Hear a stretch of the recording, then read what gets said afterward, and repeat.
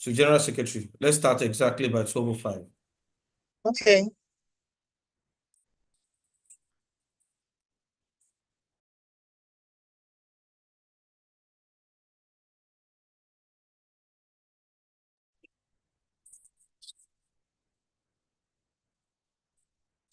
Hey, good afternoon, everyone. I would like to welcome you to the first of the series of continuing professional development programs, CPD, being organized by the NIA Lagos State chapter. The event for today, or topic for today, is conflict resolution, the role of mediation in architecture.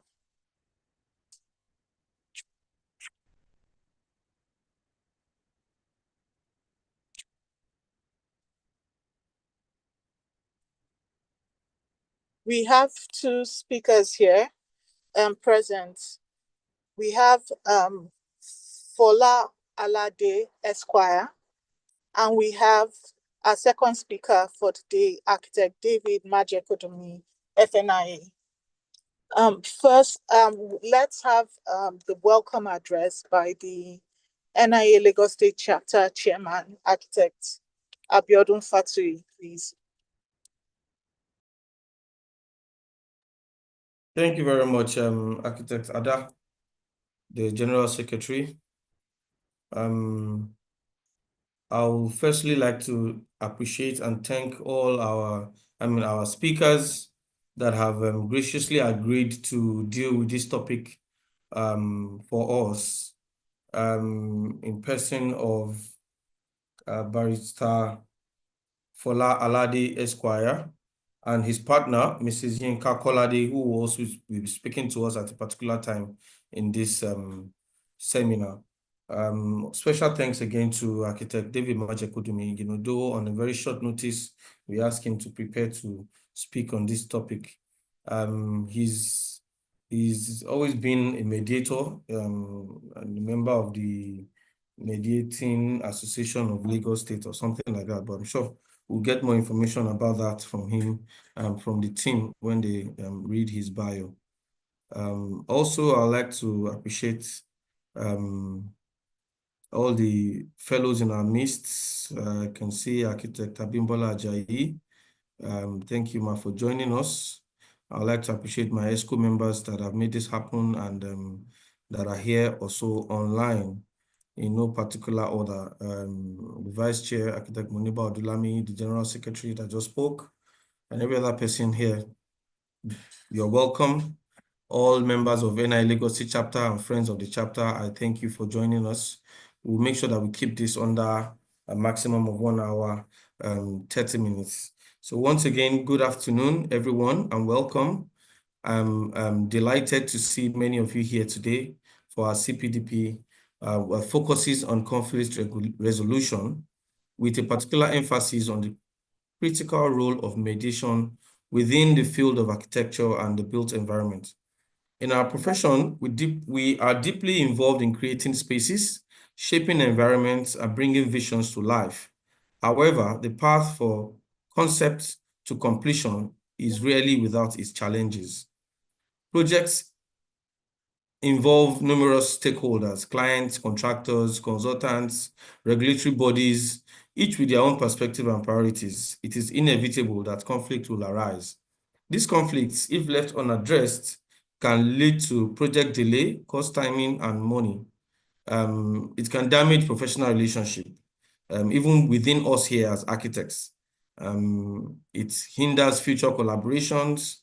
It causes legal disputes, which of course is very costly and stressful psychologically.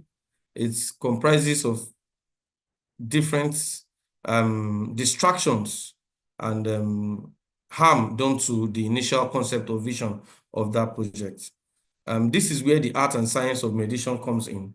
Mediation will provide a structured, collaborative approach to resolving disputes amongst us, first as the architects, and then it will foster communication and finding mutually acceptable solutions to issues that it can address. For today, I hope our speakers can explore the fundamental principles of conflict resolution.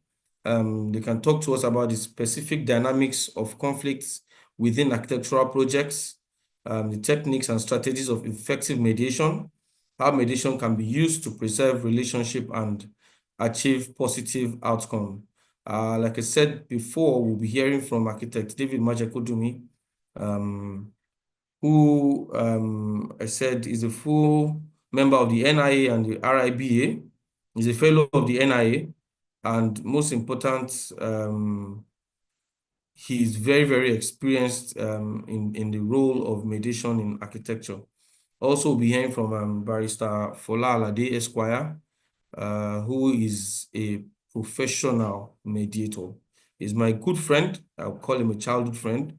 And it will interest you, Barrister Alade, that we have a veteran architect who bears exactly your name.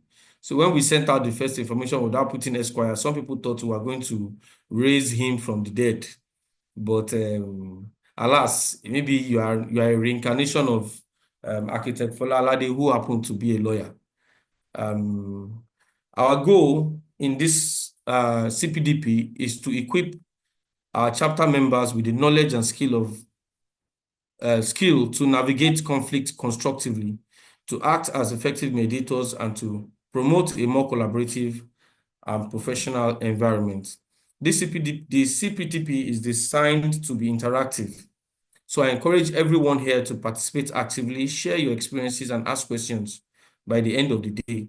I hope you will leave with greater understanding of the power of mediation and its vital role in architecture profession. Thank you very much for listening to me, and I believe we can begin.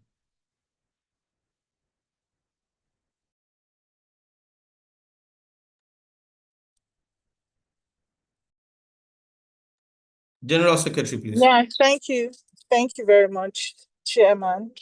Okay, first we'll be having our first speaker, Barrister Fola Alade Esquire.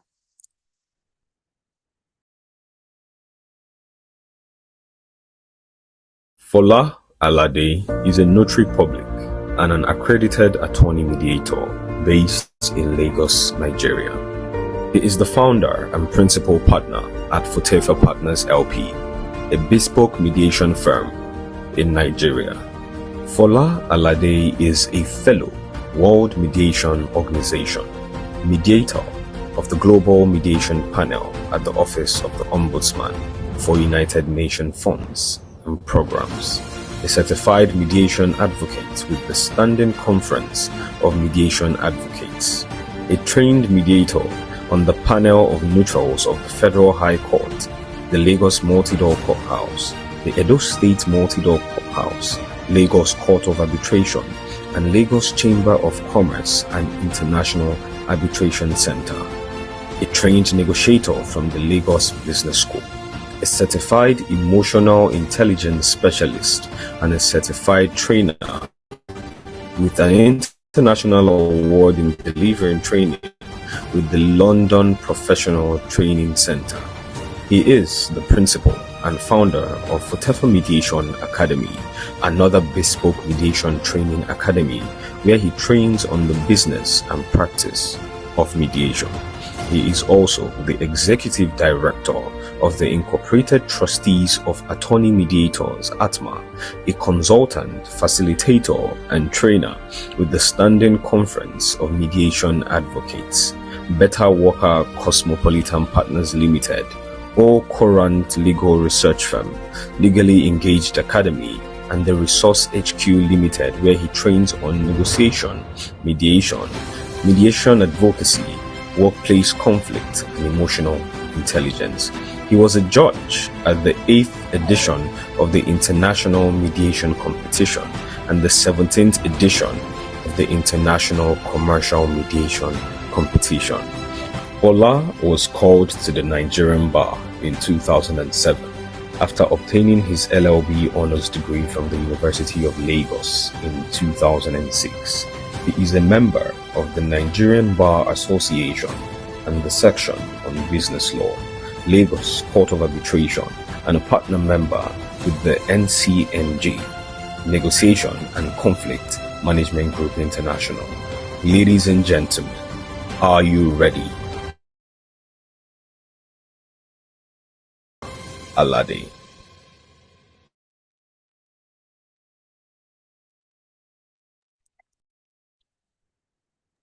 Thank you so much. So, we'll be having Barrister Fola Alade. Thank you so much. Good morning, good afternoon, everyone, from wherever you're listening to me. I'm truly honored to be here today. So, without wasting too much of your time, I'm going to go into today's topic, which is conflict resolution, the role of mediation in architecture. So, it's interesting. I think the starting point would be my relationship with architecture. Interestingly enough, my best friend is an architect, and for the better part of my university days, I've always been in a company of architects. So I may not speak your language, but I think to a fair extent, I think I kind of have an understanding of one or two things about architecture from a surface level. So permit me to please go into today's topic. Now, we're looking at conflict resolution, the role of mediation in architecture. But we will not do justice to this without even going back into the first word of that topic, conflict. Ladies and gentlemen, conflict is innate in man. Conflict is as old as mankind. Conflict can be called misunderstanding. It can be called, it can be disagreement. It can be affray. But the point is that any form of disagreement is conflict. Now, in anything and everything we do, there is always conflict. Now, and if we now decide to now bring conflict down to today's topic, which is conflict in architecture, what do I mean? So conflict in architecture essentially arises from differing opinions, miscommunications, budget constraint, or design disagreement. Now, before there can be conflict about basically between people. Now, what examples are we looking at? We are looking at, first of all, the conflict that may arise between the client and the architect, between the contractor and the designer, between the community and the developer. So before I continue, please permit me to say this. I will be looking at architecture from the standpoint of a consumer, from the standpoint of a client, from the standpoint of an end user, to give you an idea of how those of us on the outside, how we see architecture. So the reason why I'm trying to do this is to not only give you an idea into how we think when conflicts abound, but to also be able to just give a clearer view of how conflict looks like. Now, now we have looked at the concept of conflict. I would please want you to please just have that isolated idea in one place. Now let us now look at the flip side, which is ADR. Now, essentially, ADR is an acronym for Alternative Dispute Resolution. And this essentially refers to any means of settling disputes outside of the courtroom. Now, the concept of ADR is like this toolbox where you have the spanner, you have the screwdriver, you have the nuts and bolts and all of that. So I belong to a school of thought that says that whenever any dispute comes up, the first port of call should not be litigation. You should first of all explore other areas of dispute resolution. Now, ADR is like a tree that has so many branches. You have arbitration, you have mediation, you have conciliation, you have negotiation. But for the purpose of today's conversation, we are going to be looking at mediation. So essentially, what we are saying is that whenever a dispute arises, why don't you first of all try to see whether you can have a conversation around that dispute? If that fails, then you decide to negotiate. And essentially, negotiation has to do with you bargaining and whatnot. Now, if negotiation fails, then you can then move over to mediation, which essentially has to do with you resolving disputes with the use of a third party. Now, if mediation fails, then you now have the option of either going through arbitration or going through litigation. Now, to now give an academic definition of what litigation is, because we have, first of all, have litigation standing on one side, which essentially is a formal process that resolves a dispute in a court. Now, depending on the jurisdiction you are in, some jurisdictions like Nigeria, most Commonwealth nations, we use the judge. But in the American system, they use the jury. Now, the only reason why arbitration seems to be very popular is because arbitration has certain similarities with litigation. So, and essentially, arbitration is a simplified means of trial without the technicalities of litigation, but they both have, yeah, similarities. Now, when we are now talking about mediation, what then do we mean by mediation? Ladies and gentlemen, any opportunity to resolve any dispute without resorting to formal procedure, but with the use of a third party who has been skilled in the art of resolving disputes. That is essentially what mediation is. Now, I will be speaking to my presentation, and once this presentation is done, I would make it available to everyone. And the reason why I want to do this, ladies and gentlemen, is I don't want to come at this topic from an academic point of view. I want to be as pragmatic as possible and as relatable as possible so that you all can appreciate where we are right now as far as dispute resolution is concerned. So like I said earlier on, mediation is essentially refers to an opportunity to resolve disputes without a formal procedure. It can also be said to be a resolution process in which a trained neutral called a mediator helps parties to reach a negotiated settlement. Now, before we now juxtapose mediation with architecture, let us look at some of the features of mediation and what makes mediation unique. First of all, ladies and gentlemen, mediation is flexible.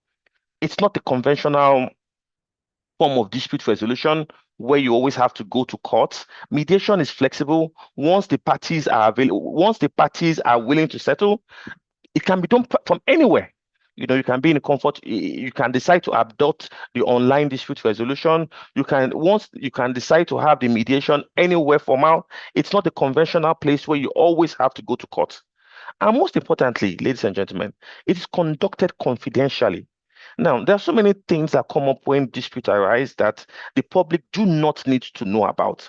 Unlike the conventional court system where if a dispute arises, everybody knows what the dispute is all about. Mediation is not like that. And of course, it's also conducted by a third party neutral. And what we mean by a third party neutral is an individual that has no allegiance to any of the parties. And most importantly, because mediation is party driven, what the mediator does is to actively assist parties in working towards a negotiated agreement.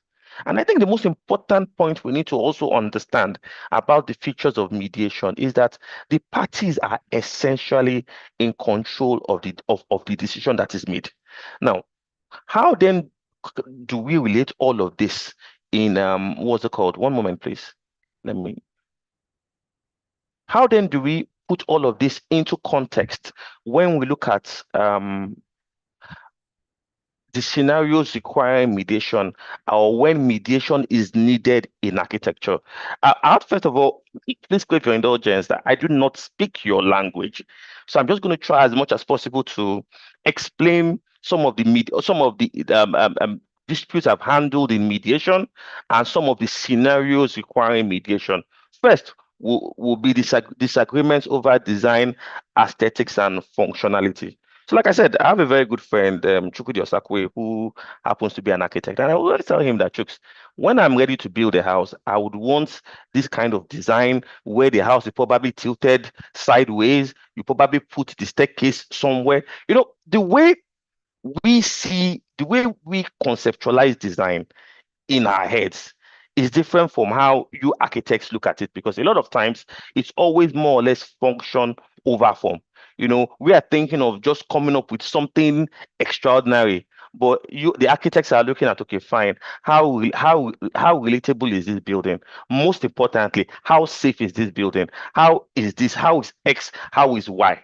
So some of the disagreements that come up may be over design, aesthetics, or functionality, where the client is telling you that he wants XYZ, XYZ. The architects are saying, no, this cannot work. You know, or probably the client saying that he wants a house built with glass.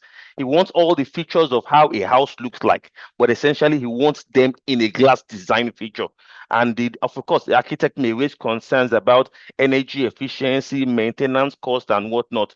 But if a dispute arises, this is also where mediation, using a mediator, can help bridge the gap by not only facilitating discussions but also exploring compromise. Now, apart from disagreements that may come up over design, over the aesthetics, it may also be project overruns or or project delay.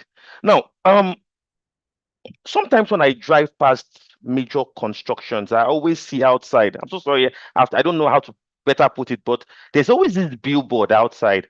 Then you have like maybe 30 companies on one particular project. And sometimes I ask myself one question: how do these guys manage this? And from what I think I understand is that maybe when someone is probably doing something, if the person does not finish his job, the other person cannot start his job. If probably the plumbing job is being done, I'm sorry, those are the basic examples I think that readily comes to head. Maybe if the plumbing is not yet done, the tiling cannot come in. If the tiling cannot come in, the person painting cannot come in. So imagine at the pedestrian level, you probably have issues with the plumbing guy. So that means that the others cannot do their job until that is resolved. So the question now comes up: what if you are not able to go past point one? What happens to the other points? That is number one. Then number two, we all live in Nigeria. We see how how the fluctuating the dollar rate can change practically everything. Probably when, as at the time the architect went into conversations with the client, they had already agreed on the material cost, among so many other things. But one way or the other, once there's a naira change or a dollar change, it affects everything. Then it then becomes it becomes an issue between the architect and the client. Or when even the client comes in between building, the client says, "Oh, you know what? I want to move this place to another place. I want to do this and do that." It not only affects the timeline, it affects a lot of things. And what usually happens when cases like this come up is that they go to court. And I must also quickly explain that. You see, I think I have that in the slide in front, that the problem with litigation is that litigation looks backwards, and the end product of litigation is a judgment that will be for or against. But when mediation is concerned, mediation is okay, fine. We are where we are right now. How do we move forward? How do we move from point A to point B? And I always say this, ladies and gentlemen, when there is a dispute between the client and the architect, when two elephants fight, what suffers is not the grass in this case, but more often than not, what suffers is the project. Sometimes when I drive and I see so many abandoned projects not being able to go on because of one or two issues, I ask myself this question: what if these parties had sat down to have a conversation about the present state of things and how they can move forward? Will some of these projects be like that? So the infusion of mediation into architecture, ladies and gentlemen, does not only even help you identify the root cause of the issue, you are able to renegotiate terms, develop, ladies and gentlemen, a realistic plan to move forward without escalating tensions. Now, how about miscommunication between stakeholders, where sometimes the architect's design specifications are misinterpreted by the constructor, resulting in construction errors? And I think one other thing that also needs to be said, and I always use the language of architecture, is that, for some of us lay people, once we hear the word architect, we believe everybody's an architect, and with from chooks and be able to understand that we have structural engineer, we have a quantity surveyor, you have a contractor, you have this person doing this, you have this person doing that, and all of that. So sometimes it gets a bit confusing for some of us. So because we just have this mindset that, oh, we're just dealing with one person. So when some of these things come up, in plain words, ladies and gentlemen, it's confusing to us. Misunderstandings come up, But when you now infuse mediation into this, the mediator is able to clarify misunderstanding. The mediator is able to bring all the parties to the table, to ensure that all parties are on the same page, and also establishes better communication protocol. Because one thing I think I've been able to see a lot of times has to do with communications, a lot of us not understanding what goes into into a building, not understanding that the foundation for a bungalow is radically different from the foundation of a skyscraper. Yes, we may be okay, yeah, you may put one or two things there. So sometimes these are the issues that come up, especially where miscommunication is concerned. Now, also moving forward, how about community opposition to a project? Whereby a project is supposed to be built in a particular community, and the local communities are expressing concerns because they believe that that building would have an environmental impact, maybe noises or changes, and this usually abounds when projects are being built in rural areas, in local areas. Sometimes the residents, the buildings may face backlash from residents who fear that it will block sunlight, it may increase congestion, among so many other things. But when you infuse mediation into it, what does mediation do? It provides a platform for open dialogue. The architects are there, the community leaders are there, the developers are there, they're all able to address concerns, and most importantly, find mutually acceptable solutions to everyone. Now, moving forward again, then apart from that again, how about contractual disputes? And I think it's very important to state one thing here, ladies and gentlemen, that rarely would you find an agreement that encompasses every possible problem. And that is why it's always very important that every agreement has a solid dispute resolution clause to accommodate any issues that may come up. And of course, sometimes the issues that may come up may be issues with payment schedule, scope of work, quality standards. A client refuses to make payment because he believes that the contractor has not been able to meet the agreed upon quality standards. So the function of a mediator is to not only help resolve contractual disputes, but also you are able to also review terms based on present realities. And I keep saying this, that Nigeria is a case study for this. Most times people come up with a budget, once they come up with a budget, they find out that the budget as at that time is not in line with present reality. And that is why in some of the cases I've had to handle at the multi-door courthouse, especially with off-plan, parties have made payment based on the projections given by the architects, but somehow, some way, because of changes, the amount in question cannot work. So these are things that the architect is not bargaining for, the developer did not bargain for, and when those issues arise, rather than going back to court to say that there is a particular, that we had XYZ agreement, but you see, with mediation, you are able to sit down and also renegotiate. Now, after all said and done, ladies and gentlemen, what are the benefits of the infusion of mediation into architecture? And for the benefit of those that probably joined when I didn't when I was trying to explain definition of mediation, essentially, mediation, ladies and gentlemen, to make this as simple as possible, is an amicable resolution of disputes with the use of a third party neutral. And that third party neutral, ladies and gentlemen, is a mediator. So what this essentially means is that when two people have misunderstandings and a third party wants to resolve that dispute, that is not mediation. That third party that would resolve that dispute must be a third party that has been trained in resolving disputes, because there are certain things that need to be done. So first of all, let us even look at the dispute. Let's look at the tool of dispute resolution, the one a lot of people know, litigation. The way litigation works is this, ladies and gentlemen. Once there is a breach, the litigation looks to find the fault. Litigation looks to find who to blame and to then punish in form of judgment for and against. Judgment and the tool of punishment, more often than not, has to do with damages. But when it comes to mediation understands that, look, this is where we are.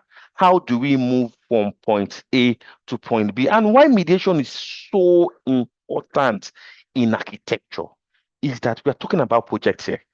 So the project has already begun. So the question now is this: now that we are where we are, whereby as mundane as the job of a plumber is, if the plumber does not finish his job, the tiler cannot work. If the tiler does not finish his job, the painter cannot work. If the painter cannot, I think I even missed out the electrical fittings. You have a system towards doing things. So you have like a structure that must be followed. So if there is a break in transmission, it's always very difficult to continue. So the question that has always been asked is that if there's a break in transmission in step 1, and you need to go back to step 2, so it's one of two things. It's either you get somebody else to do step 1 and you go back and ask for a refund, or what then do you do? So, but with mediation, you're able to sit down, have conversations around this, and then move it from point A to point B. Now, ladies and gentlemen, another important feature of the infusion of mediation in dispute resolution is that there is a speedy resolution of issues in contention. Ladies and gentlemen, speed is the language of the 21st century now. Everybody is all about how to do things very fast. And of course, we cannot talk about speed without also talking about how expensive litigation can be. Now, mind you, ladies and gentlemen, whenever any dispute arises, the first port of call is usually the High Court. Now, if you are not able to get a judgment in the High Court, and I'll just pick on any project, probably the issues came up, and probably maybe they had to sue the contractor. The matter went to the High Court. If you're not able to resolve at the High Court, what do? You go to the Court of Appeal. Now, the minimum number of years you probably spend at the High Court might be like maybe 3 years. If you're not able to resolve the disputes at the High Court, you go to the Court of Appeal. I promise you, ladies and gentlemen, you cannot spend nothing less than 5 years at the Court of Appeal. Then you move to the Supreme Court. Supreme Court takes maybe 7 to 10 years. Now, when you now factor all of this into that project, by the time you even get that judgment and you come back, so what then happens to the project? There may be certain things that have been fixed that also need to probably be refixed among so many other things. So I will be looking at the element of I'm going to be looking at the element of speed and speed and expense by asking ourselves what our present day reality is. Ladies and gentlemen, what we have in the court system right now, I'm careful not to use the word delay.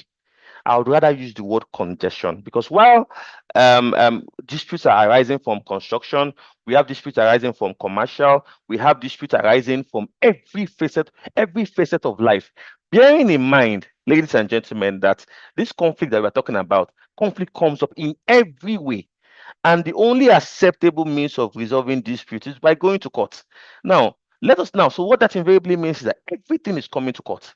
Now, it would also interest you to know, ladies and gentlemen, that while everything is coming to court, the court itself only sits for 104 days in a year. Now, that is our present reality. Now, when you factor the public holidays, factor the annual court vacation, factor the Christmas vacation, factor Easter vacation, factor civil arrest, amongst other things, there is so much a judge can do. Now, it's also interesting to note that, ladies and gentlemen, that as much as we have so many high courts in a state, we have only one court of appeal. Only one court of appeal in a state. I mediate with the Court of Appeal, and I remember having a conversation with my Lord. And my Lord explained to me as of 2 years ago that they had over 15,000 cases at the Court of Appeal, Lagos alone. Now, of course, other states we have 10,000, and all these cases, ladies and gentlemen, if they have to appeal, they appeal to only one Supreme Court. So, with the exception of election matters, you will be lucky to get a date at the Supreme Court in the next 4 or 5 years. And that's why sometimes we lawyers just joke and say that at the end of the day, there is so much a lawyer can do, because lawyer no be James Bond. We will do our best, but there are certain forces that cannot be controlled. Now, when we now come back to mediation, ladies and gentlemen, with specific reference to architecture, the beauty about it is that mediation provides a wider range of solutions that are available in litigation. And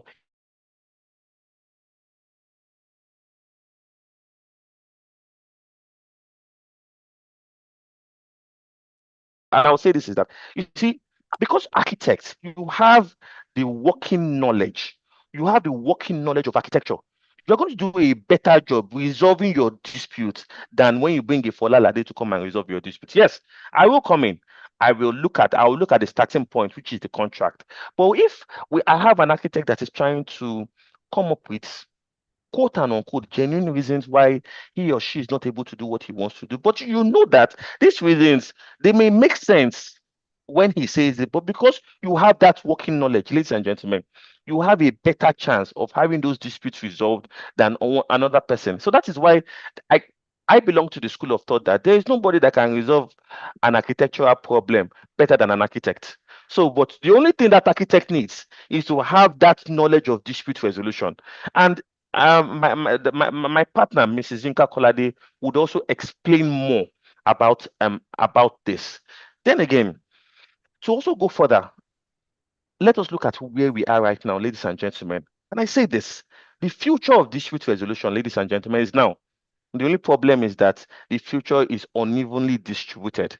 So if we look at how the awareness and how much people have accepted ADR with specific reference to mediation in here, it's not different. It's not it's not compared to other countries. So I remember when Chooks, I remember some years ago when I would see Chooks, maybe 25 years ago, he would sit down, he would then do all these drawings on paper and all that. And not long ago, I just went to his place and I noticed he had this big screen and he's now doing all this 3D stuff. He's able to move things around. Now, people who want to build houses now can literally see how their house would look like from start to finish. You know, you're able to see the parkway. You are able to have that visual reality of idea. This it was never like this so many years ago. You're able to turn the building around. You know, when I see him doing those stuff in my mind, I'm like, wow. Ladies and gentlemen, that is the infusion of technology into everything that we do. But one thing that we don't talk about the infusion of technology is how technology has made us all very impatient. Now, we are talking about the infusion of artificial intelligence now. So please tell me why someone would have a constructing dispute and then want his case in court 5, 7, 9 years without end. Now, the clients, they are beginning to ask one very pertinent question. What is the cost benefit? What if I'm going to look at the cost benefit of this dispute? What is it going to cost me? So everybody's impatient. You know, there's a dispute that has come up. Yes, we appreciate the fact that this dispute has come up. What is the way forward? You know, so the infusion of technology and artificial intelligence, even into what you do, ladies and gentlemen, is not any different from dispute resolution. Yes, the conversation surrounding mediation, ladies and gentlemen, is not to supplant litigation, is not to supplant arbitration. It is to supplement it. You know, and because of the fact that people want speed, people want issues resolved, a lot of them are coming towards mediation. And if you ask me the two biggest selling points of mediation, I will tell you, ladies and gentlemen, the first is speed. The second is efficiency. The third is the possibility of the restoration of a business relationship, because people have misunderstandings. Mediation is the only place where I can have a problem with architect Biodun Fatui. We sit down, we scatter everything, we rearrange it, we're able to take it from point A to point B. But that can never be like that in litigation. My people have a saying that two people don't go to court and come out as being friends. So that is how important the infusion of mediation is in architecture. Now, like I said, what a lot of architects need is that working knowledge of resolving disputes. So so that means that we can even have architects that would even develop careers in mediation. Why?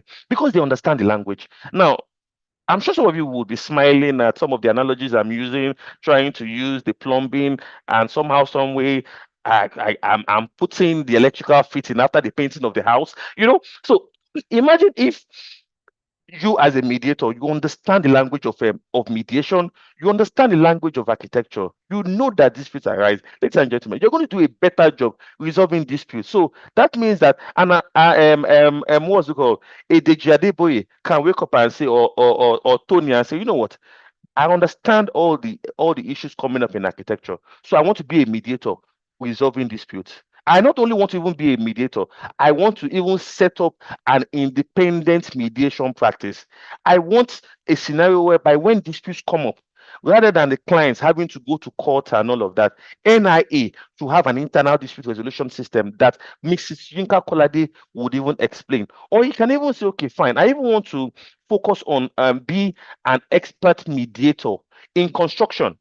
I want to be an expert mediator. I really don't know how the different way the different stages or specialization in architecture, but you can decide to be so, or you can even decide to be an expert negotiator. You understand the discrepancies involved, or you can even be a trainer and a facilitator. But you see, the most important thing that distinguishes what you have from what I have, ladies and gentlemen, is that working knowledge of architecture powered by the knowledge of dispute resolution. Now, so as beautiful as mediation may be, ladies and gentlemen, I'm not going to lie that or tell you that we don't have certain drawbacks. The first is the misconceived notion of the non-bindingness of mediation, whereby some people believe that, oh, mediation is not binding. And that is not true, because the end product of a successful mediation is what is called the terms of settlement. The terms of settlement is a contract. A contract is an agreement. An agreement is binding between two parties. So that misconceived notion of the non-bindingness of mediation is not true. And of course, we also have the resistance to change, whereby people believe that this is the only way to do things. Ladies and gentlemen, as effective as litigation and arbitration may be, one thing would always count against them, that is time. Well, I'm talking about time. When you have the likes of Mrs. Yinka Kolade, who has had over 45 years of post-legal and mediation experience, the likes of Mrs. Kolade can resolve a dispute in less than 1 hour, resolve a dispute in 2 hours. I do not know of any litigation case that can be resolved in 1 week. I do not know of any case that can be resolved with arbitration in 1 week. And of course, we also have the lawyers too, who don't also understand how mediation works. Okay, I'm sorry, I'm getting this notification that my network is unstable. Am I still audible? Yes, Am you're I still audible, ladies and You're gentlemen? audible. Oh, okay, thank you so much, because I can't see anyone. So the only response I have to the infusion of mediation in mediation in architecture, as I prepare to hand over to Mrs. Kolade.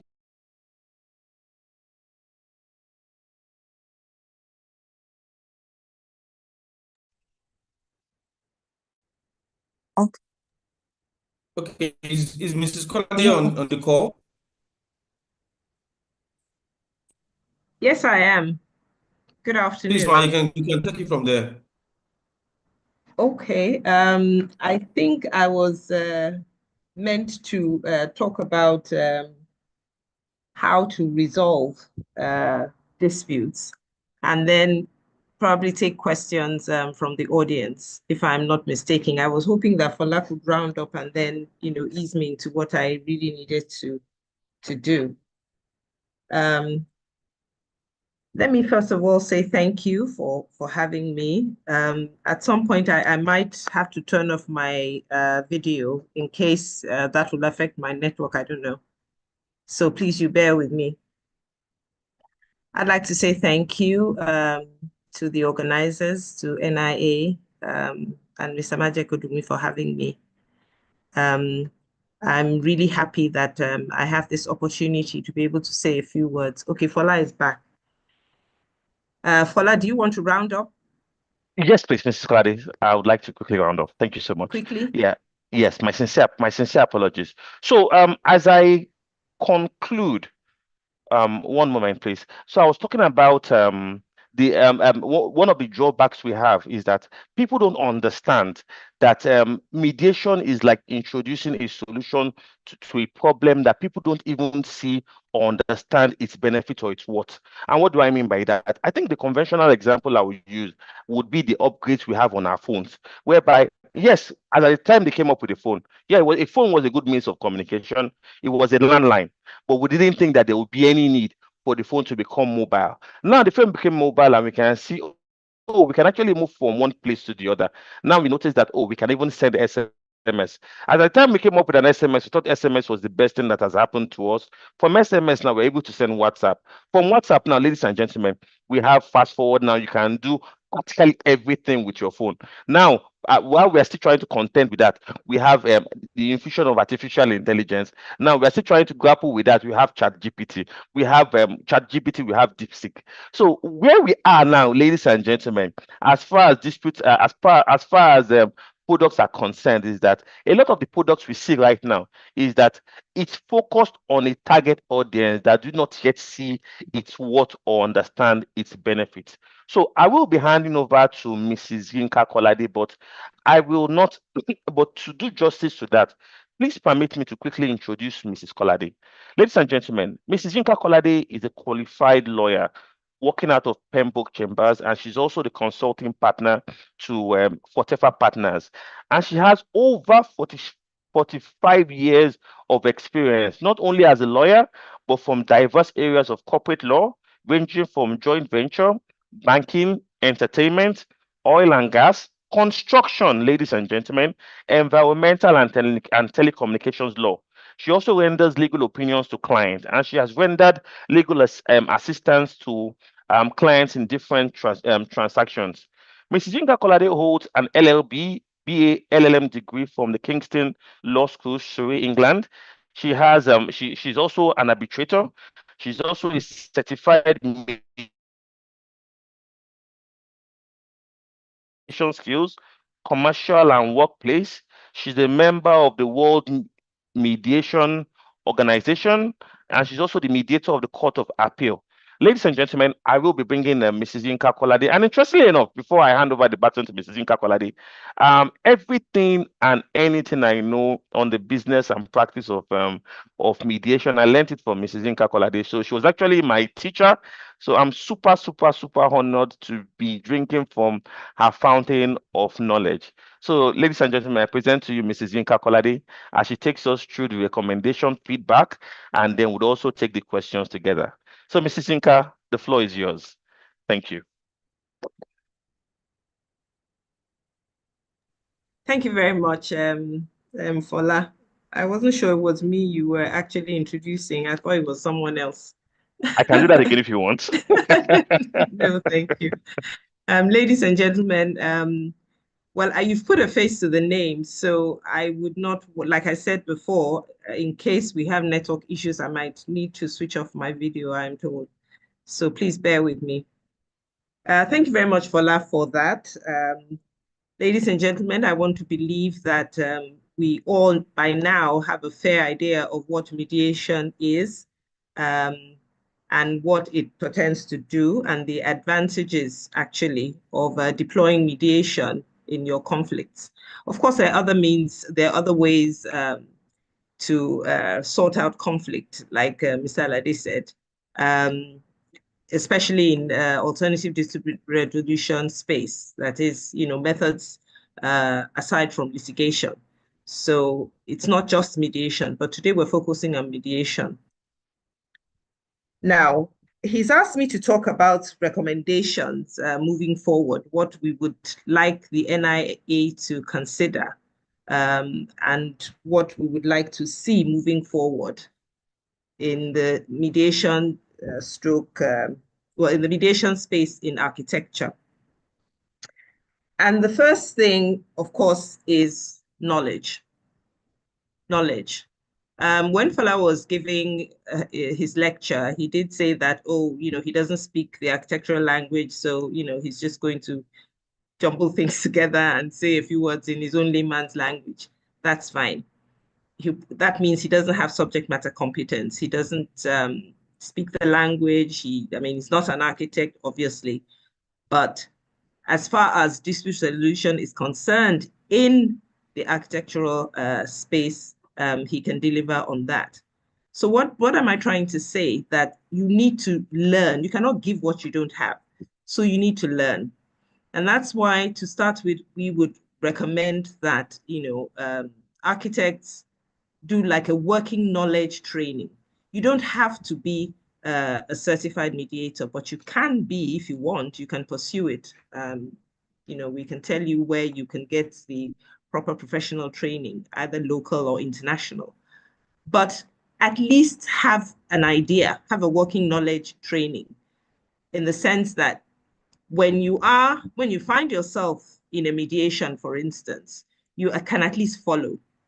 You can tell, or you can have an idea of what the mediator is trying to do when the mediator is trying to guide the discussions between the parties. You're not sitting there wondering, what is he doing? Didn't he see what we put before him? Didn't he read the summary? You'll be able to appreciate what the mediator is doing, and of course, then cooperate with the mediator to help you achieve a resolution of your conflict faster and better. Okay, faster and better.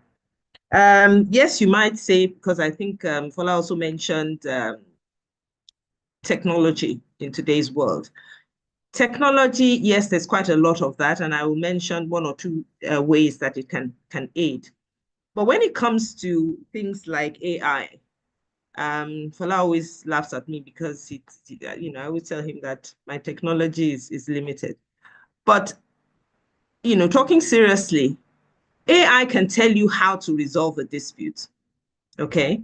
But you cannot take away the human aspect of it.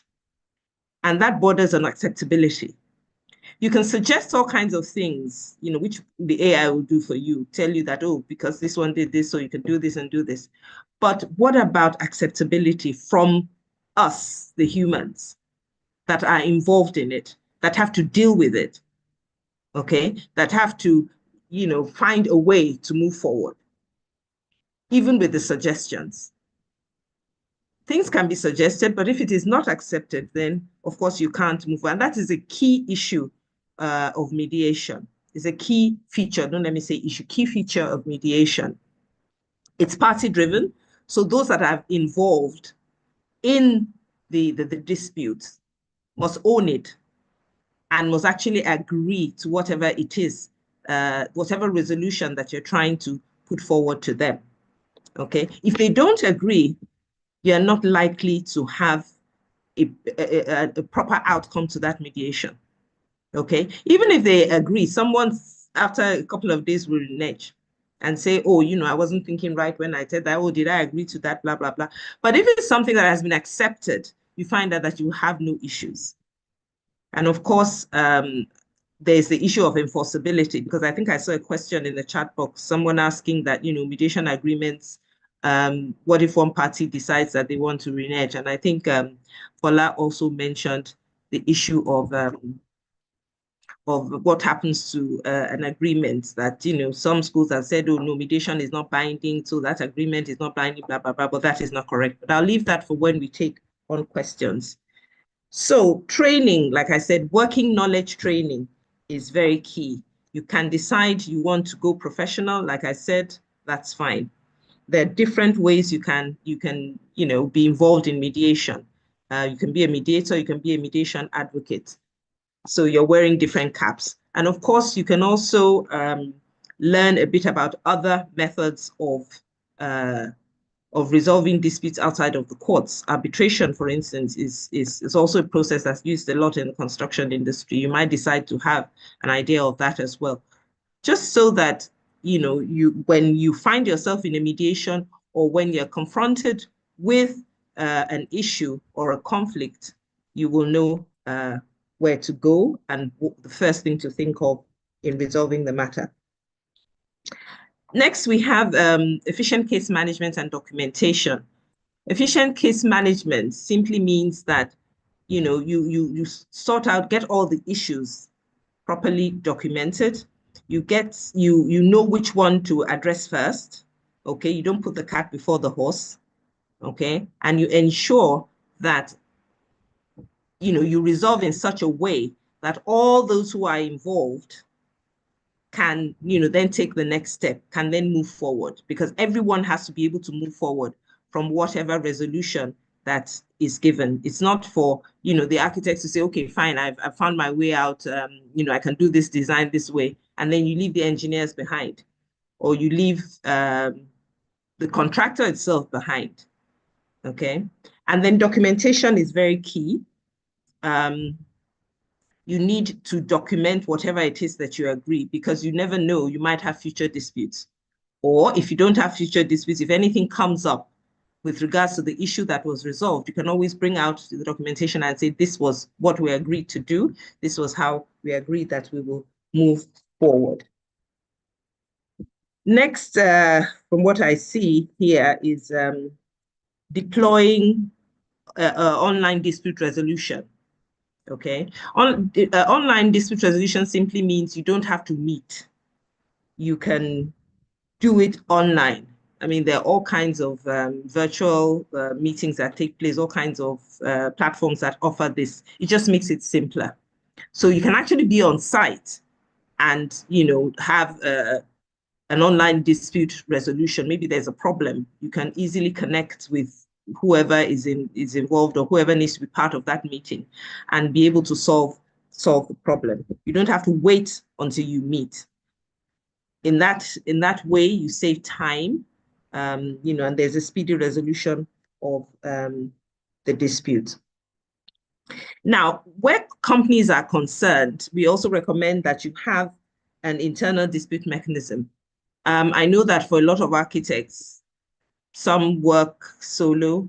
Not everyone is working in a company, but if you're working in a company and you do big projects, for instance, ensure that you have an internal dispute mechanism, and choose the one, well, along with mediation, I would say, choose the dispute mechanisms that you believe will help you, that you believe you're comfortable with, okay?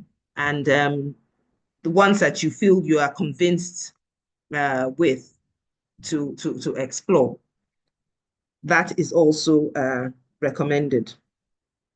And if you do have a dispute, we also recommend that you engage trained mediators.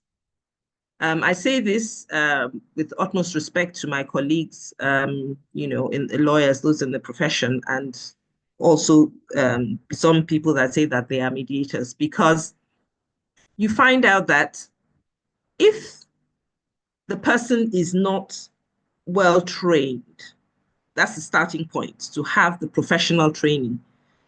It's like giving, the architectural work to a town planner or something, somebody of lower professional competence, and, and telling them, okay, go and build a house. So the same way, if you do not engage properly trained mediators, or those that have the experience, they don't necessarily have to have subject matter competence, but it's good for them to have it. But at least let them have the basic professional training in mediation. Then you're not going to get the best out of that mediation, and you're going to turn around and complain that it didn't work for you. In fact, there's a colleague of mine, we had a discussion, and he was talking about us pushing authentic mediation out into the market, to say that, look, there's mediation and there's mediation. Those, because some people, complain that, oh, they use mediation and they didn't get, it didn't work for them. The other party reneged on what they had agreed, and so on and so forth. And the first question is, was it done right? Was the mediation conducted the way it should have been conducted? Because these are some of the issues. Then, was the mediator, someone that was professionally trained? Because if you're professionally trained, you will know the questions to ask. You deploy active listening skills. So you're actually listening to the parties, not just listening to them talk, but hearing what they're saying, so that you can pick from what they're saying to ask the next question from the other side, and thereby gently guiding both parties towards an amicable resolution, because that is what you want at the end of the day, an amicable resolution quickly, so that you can move on, especially in the construction industry. Fola did say that, I've been involved in construction. Yes, I actually, for a couple of years, was in the construction space. I still am. In fact, we have a society that deals with those in the construction space. It's mainly lawyers, but what they deploy there is arbitration. Now they're trying to bring in mediation into it.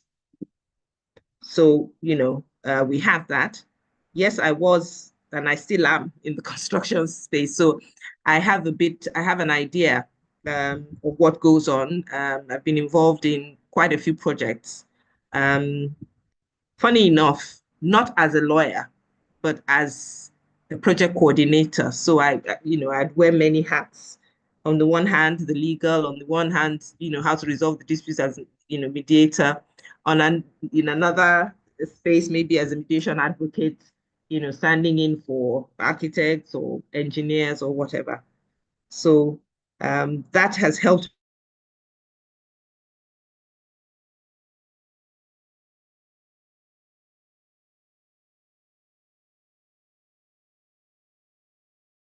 friend. He's late now. His name is Engineer Pinheiro. He was an engineer, but Engineer Pinheiro was involved in everything. He would want to be with the architects. He would want to be, and so I learned quite a lot from him. I had the privilege of sitting in quite a lot of his meetings, or at least getting notes and reports, and he would say, "Oh, Yinka, advice on this and on that," and so that afforded me the ability to be able to see, where the issues really are when it comes to construction matters. So having said that, that I think is what I have mostly for recommendation moving forward for the architects. And But there's like still I one more, said, Mrs. Kolade. Trained sorry, mediators. Trained sorry, mediators. Trained mediators. Trained mediators. yes, You haven't spoken I to that. think.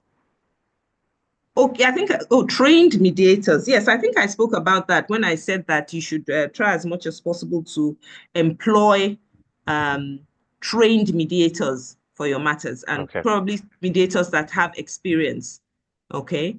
A lot of mediators deploy their skills in mediating. So that's why I also said that it's good to have for a mediator to have subject matter competence, but it's not very, very necessary. If you have a very good mediator that has the professional skills, they can guide you, because what they don't understand, the terminologies they don't understand, because architects tend to shorten, a lot of their terminologies. They can ask you and you can tell them.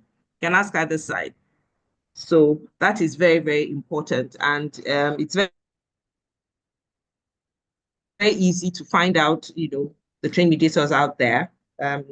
Like I said, well, before there weren't a lot of us, but now there are quite a lot. But professional trainings differ. So if you do want to employ one, please do your proper research, because that would be very helpful to you.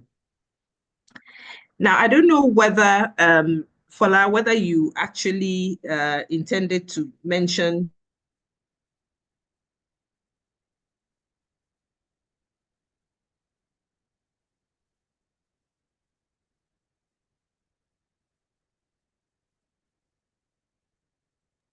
Yeah, I'm sorry, Mrs. Kolade. I think I lost you.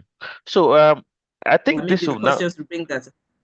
We need to know because of time, please. Yes, Okay, so we need all to, right. yes, so can we take the questions, please, Mr. Fatu, No. Architect Fatu? Okay. I think to make it faster, we can take questions at the end of all this. After both Okay then. speakers have come on. Yeah, Okay then. no problem. Yes. Thank you Thank so you so much. much. Okay. Okay, so thank you so much. So, would you want to round up? You're done. So I'm done. Okay. Thank you Thank very you. much. Yes. So. GS. Yeah. Hello. Can you hear me? Okay. Yes. Yes, Okay. Sorry. yes. Let me Yeah. just Okay. quickly Okay. recognize a few people before you bring the second speaker. Okay. Amongst us here is the first Vice President of the Nigerian Civil Architects and the President-elect in the person of Architect Sani Salawa, FNIA. Also, we have amongst us a lot of fellows of our chapter. In no particular order, we have architects Otegbade Adeniyi, we have architect Kolapo Daniel,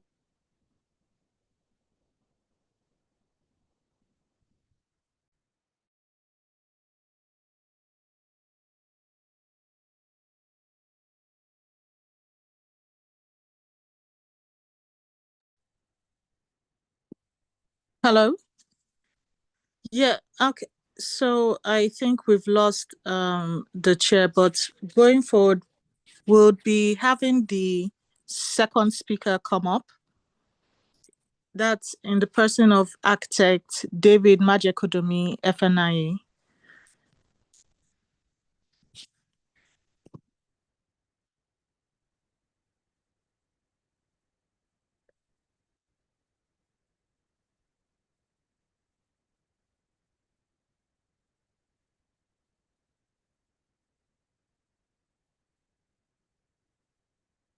So architect David Majekodomi is an architect.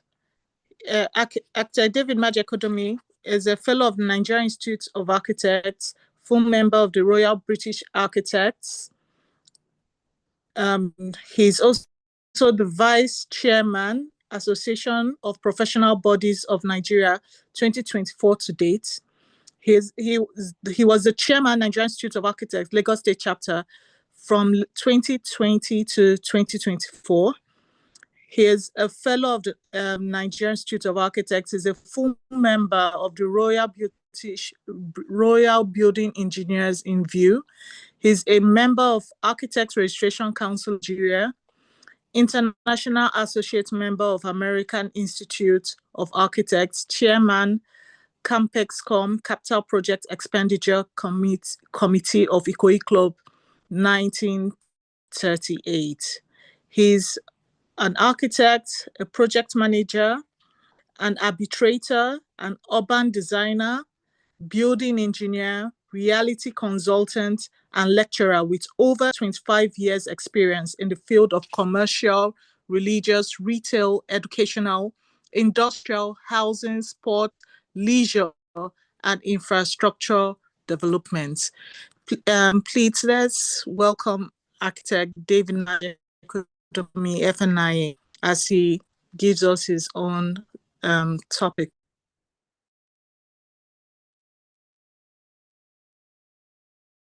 Yes, good afternoon, everyone.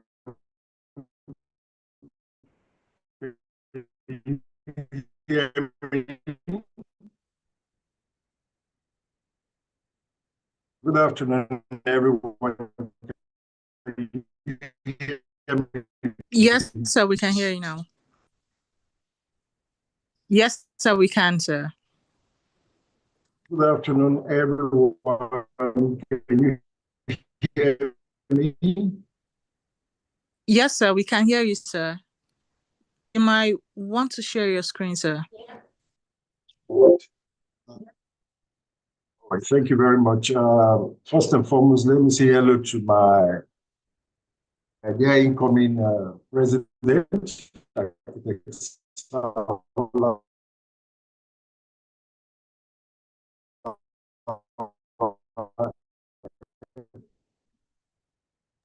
All right. Thank you. All right.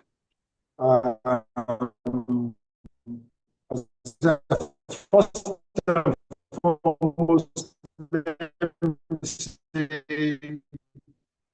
a big welcome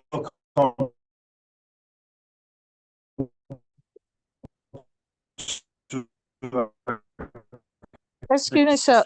You're breaking. We can't hear you clearly, sir.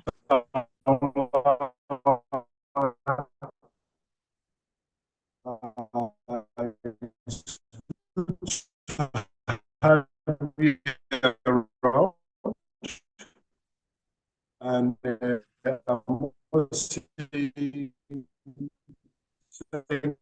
you to the We can hear you, We sir. can hear you.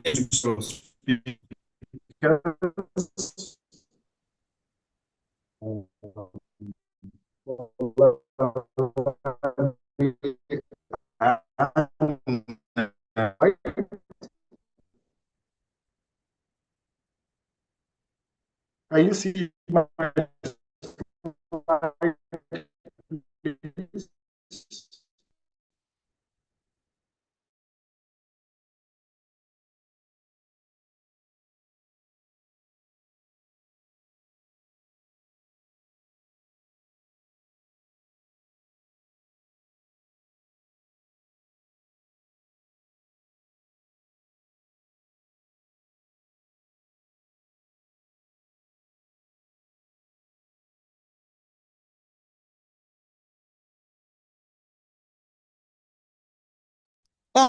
We'll be having architect David try joining us shortly. I think in the meantime, Okay. yeah, we could take Yes. While questions we for wait the for first Actor one. Magic, Yes. hold on. While we Oh, wait for Actor okay. Magic to try and fix his internet, like I was trying to do before, I also got tossed out by the network. I'd like to recognize some people in our midst. We have to give honor to whom honor is due. I might not recognize everyone, but at least the ones that have been able to quickly pen down amongst us. I have recognized the presence of the first vice president. I also like to recognize the presence of some fellows of our institute who, according to the lawyers, we call the senior advocate of at par with the senior advocate of Nigeria. We have with us architect Bayo Adewakun.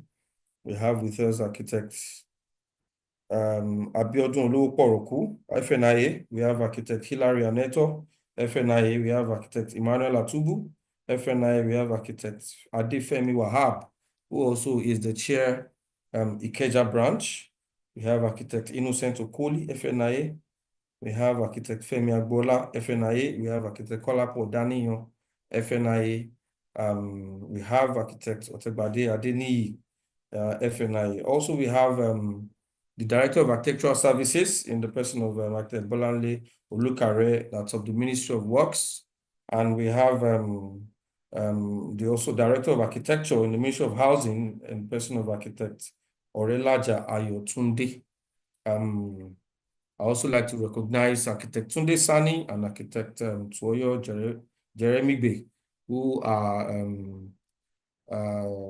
architects of high repute that ran away from our chapter but are back online. So maybe very soon we hope to see them physically at our next meeting. I don't know if Architect Magic Kodumi is ready now.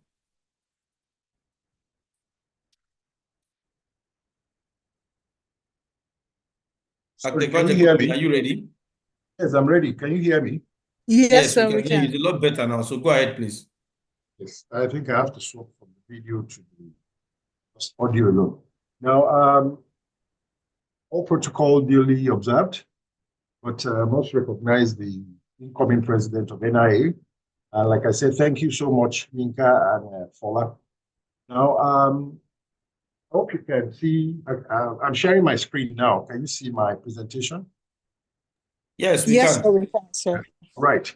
Now, talking about conflict resolution, the role of mediation in architecture. Now, the first slide shows ACON NIA. And you can see that background is like twisting the rope, trying to tear up the rope.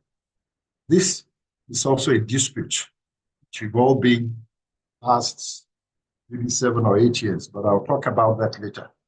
But to move further on, which Yinka and Folas really dealt with the role of mediation, partly in architecture and partly in more of the legal side. And the common causes, which we do mention about project, and in most cases, what are the common sources of conflict? Number one, we have design dispute. 2, project delays. 3, budget overruns. 4, quality concerns. And 5, regulatory compliance. As you all witness and as we have experienced many a times, there are conflicts even between the regulatory body or between the government and the architects. But let it be known that there is a source for mediation. But unfortunately, time will have been wasted in terms of government serving you 3 or 4 types of notices. First one, contravention, stop work. Then maybe you have demolition, or even before you have demolition, maybe enforcement notice. The various types of enforcement notice.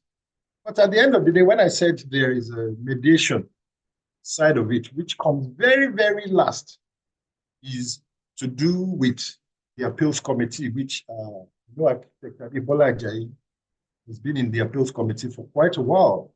And this involves, writing to the ministry or writing to the independent body. But at the end of the day, the appeals committee sits down and they mediate between you, that is the client or the people dealing with the project, and the government. That's the regulatory part of it. But in terms of design dispute, this is very important, is to have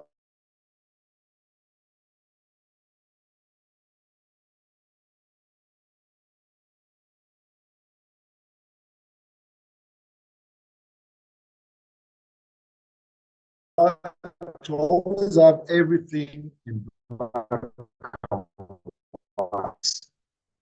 As we train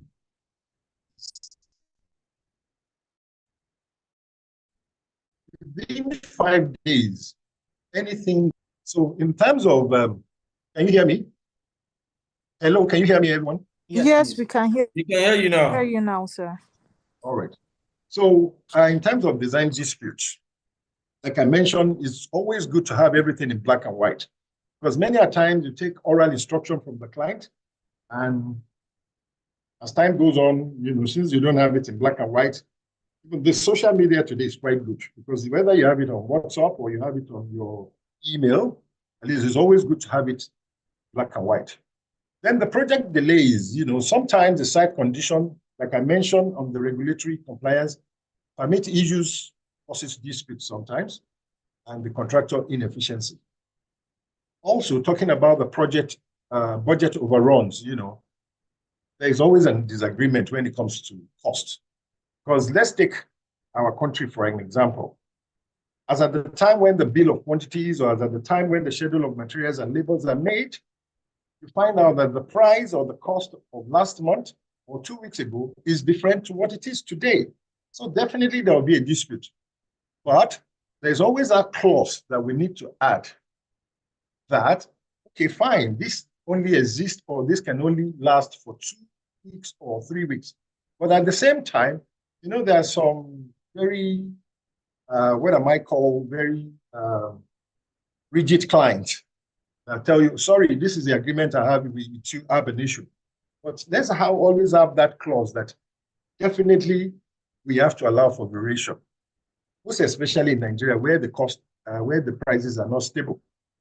Then in terms of quality concern, divergence, in expectation regarding materials and workmanship. Unfortunately, you find out that there's some materials the manufacturers or the specialists will sell to you with a sweet-coated sugar mount, and you think this will work. But unfortunately, it's still missing here where we don't have the building regulation. It's still missing where we don't have a warranty. Working abroad, I've been exposed to so many where there must be a warranty for at least a minimum of 5 years of the materials you're using.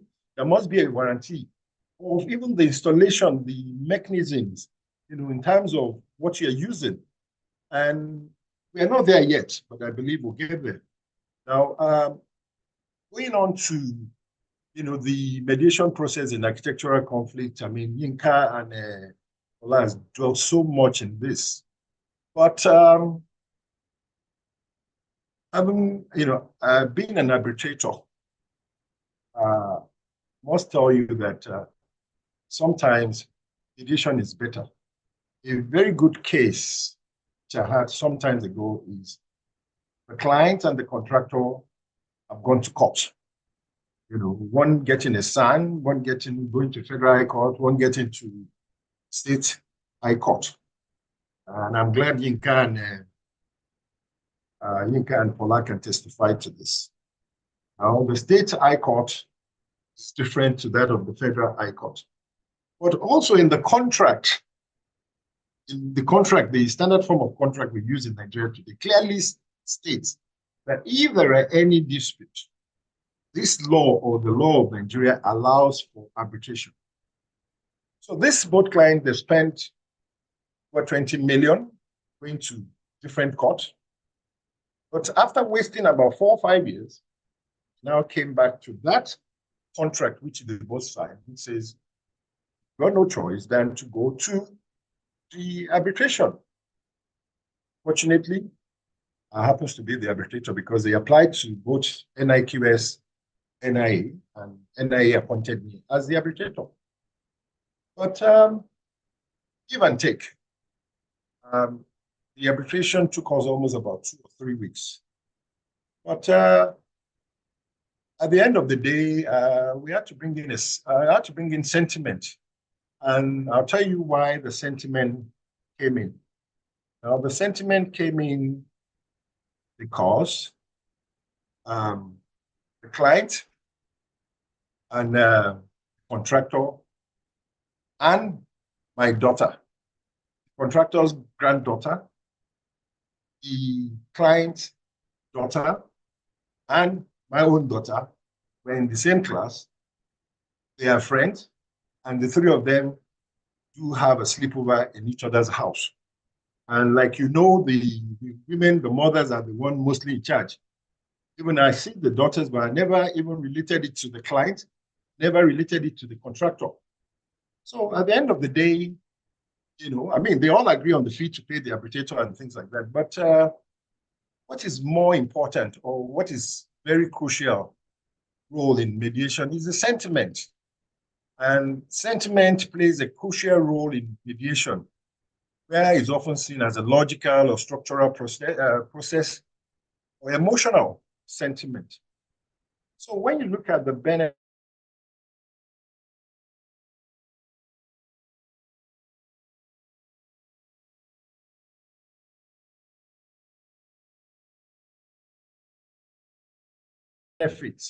of, because you look at, you know, the process of where we're appointing an arbitrator, you know, is very cost effective because you spend less time, like Inka and Fola mentioned, than the litigation or arbitration. Then it's also time efficient. There's one I'm witnessing at the moment where we happen to be the project manager, and the client engaged an architect, and the client is feeling that, oh, wasted my time, you've done this, you've done that. And at the end of the day, we happen to be in the meeting and as a project manager. But the client's attitude is quite different, and trying to mediate just while we're in the meeting that, hold on, don't take it this way, take it that way. So at the end of the day, if the client is saying, I'm going to court, I'm doing this, I'm doing that, definitely in Nigeria, that will drag on for the next 2, 3, 4, even up to 10 years. Also, see, the part of the benefit of the mediation, are you seeing my screen at all? Yes, sir, we can Yes, see we it. can see your screen. All right.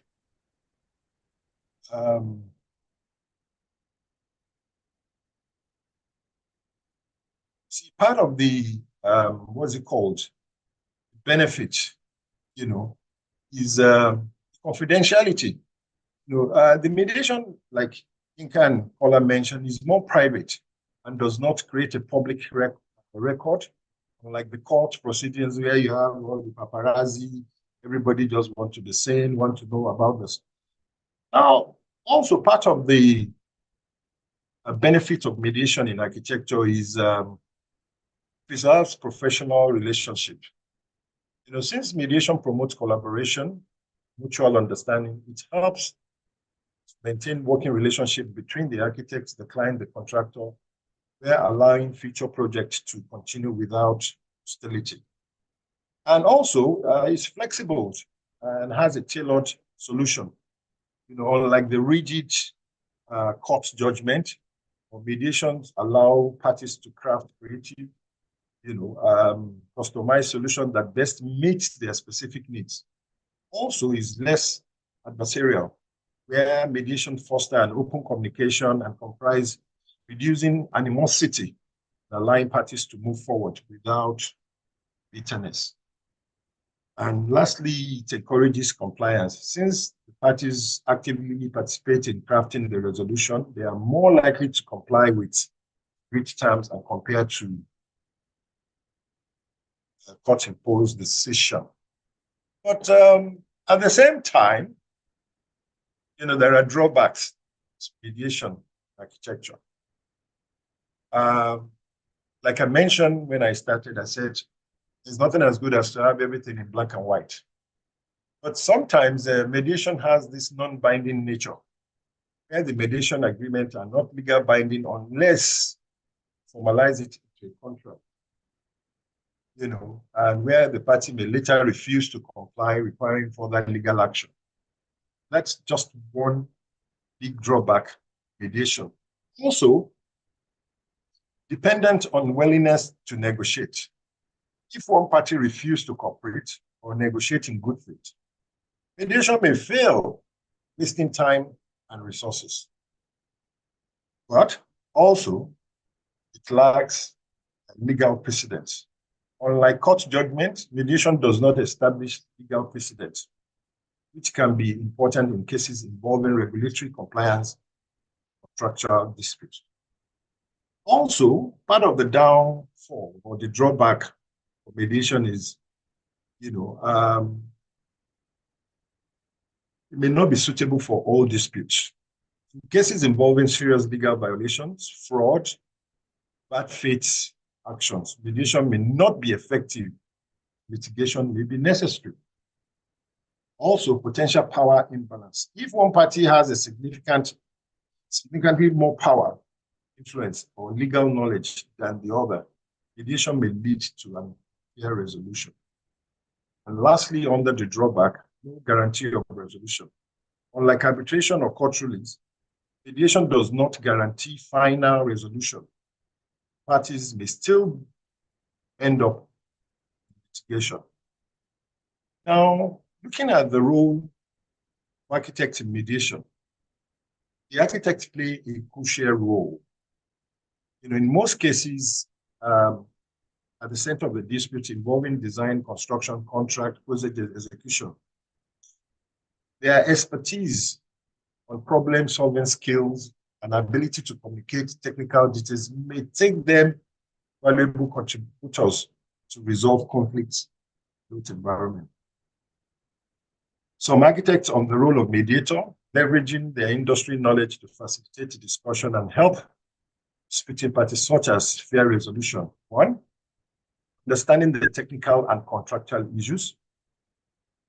2, neutral facilitation. 3, posing a practical solution. Now, architect as an expert advisor in mediation. Even if not acting as a mediator themselves, architects often serve as an expert witness or advisor in the mediation process. And this role includes 1, providing a technical insight, clarifying design intent, structural issues, compliance with regulation. Also, explaining industry standard, helping mediators and parties to understand professional expectations, best practices, and reasonable design. Architect as an expert advisor in mediation is more of assessing faults or responsibility, which is where analyzing whether a dispute arises from a design flaw, contractual error, or client modification. Now, let's look at architect as a stakeholders in mediation. You see, when an architect are directly involved in a dispute, such as conflict with client, contractors, or regulatory bodies, they participate as a key stakeholders in this role, where they communicate clearly, present their position professionally, using drawings, reports, and documentation to support their case. Also, as a stakeholders in mediation, be open to compromise, where we seek solutions that protect both their professional integrity and project success. As stakeholder in mediation works towards collaboration, where you foster a cooperative rather than adversarial approach to maintain a relationship and to ensure project completion. Now, encouraging mediation in architecture industry is very, very important. You know, we need to advocate for mediation as a preferred dispute resolution by one, incorporating mediation clauses, encouraging clients and contractors to include mediation provisions in contract. Two, promoting early conflict resolution, where we address and identify the potential disputes before they escalate. Also, educating peers and clients, raising awareness about the benefits of mediation, avoiding costly legal battles. So in a short word, mediation outcome in architectural conflict resolution can lead to several possible resolutions. One, successful resolution where agreements are reached in terms of revised project terms, in terms of contractual modification, in terms of financial statement, in terms of project continuation, and also maybe where you don't have a successful resolution, where you have a partial resolution, you have where you need to implement the agreed upon the terms, seeking further negotiation and remaining issues. Also, but where there are no resolution, this fails to produce an agreement, dispute remains unsolved, but what next do you have? You proceed to arbitration or litigation. Attempt another mediation session with a different mediator, or continue negotiation informally, because an impasse often occurs when parties are unwilling to compromise. The issues are too complex for mediation. Also, part of the outcome of mediation is also improved communication and relationship, where you clarify the misunderstandings between the stakeholders, improve the future working relationship, or you set the stage for a smoother negotiation later. So in conclusion, mediation plays a crucial role in resolving architectural disputes efficiently and quickly. So by embracing mediation as a primary conflict resolution, architectural professionals can enhance project success, maintain professional relationship, and uphold industry standards. Also, as the architectural landscape continues to evolve, integrating mediation into standard practice can foster a more collaborative and resilient industry. The idea of mediation outcome is a fair, practical, cost-effective resolution that allows projects to while preserving professional relationship. Even when full agreement is not reached, mediation often lays groundwork for more constructive and conflict resolution. Thank you very much. Thank you very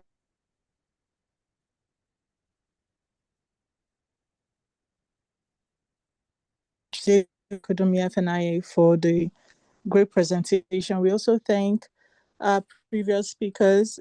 In summary, basically what we've been able to learn is that mediation is an amicable resolution of disputes where trained neutral persons help parties reach a negotiated settlement. And its advantage is that it's flexible, it can be conducted confidentially, it's faster than and cheaper than going into litigation. And we also see that it can resolve basically all issues that can arise in the architectural sector in the contracts administration. And it's advisable to also include mediation clause in the contracts ab initio to make sure that all parties involved actually embrace mediation so projects don't suffer. I think we can take questions now from them. I would call Edafe, Architect Edafe. Please, can you assist us with questions, please? Okay, yeah, good afternoon. So the first question is from Architect Moniba. I think there has been an attempt to answer the question, but for emphasis sake again, how do we get to enforce agreements after mediation is completed? sometimes people reject the mediation agreement and still go for litigation. I think that question is for barrister. Yeah. But yes, I think that question is for barrister Fola Alade. Fola. Please, could you help us with that, please? Okay, very quickly. It's actually Fola Alade Esquire. So let me just quickly clear this. Sorry, actually, calling a lawyer a barrister is actually a misnomer. So let me just use this opportunity to explain, to give context on that before I answer the question. When a lawyer is called to the bar, he's called to the bar as a barrister and a solicitor. So, but there's this misconstrued notion that people only take the word barrister. So it's always better when we just go maybe Fola Alade Esquire without the barrister. So I thought I should just use this opportunity to explain the context of that word barrister.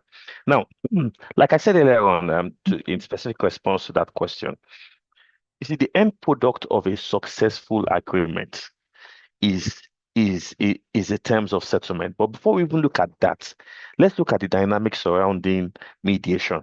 Ladies and gentlemen, it's more if a mediator has done his job very well. And when I'm talking about doing his job very well, in the sense of trying to move parties, to shift position, to explain to them the reason why they are doing what they are doing, and why they both have to settle.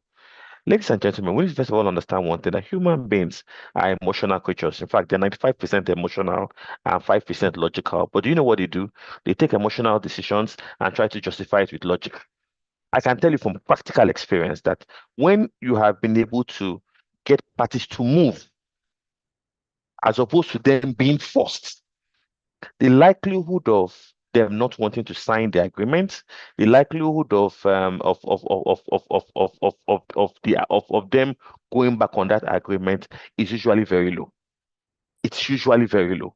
But you also need to understand again that the moment they put pen to paper to sign, the only thing that can vitiate it is if they are able to prove 3 points. To prove that, first of all, it was fraudulent, they were misrepresented to, and they were forced.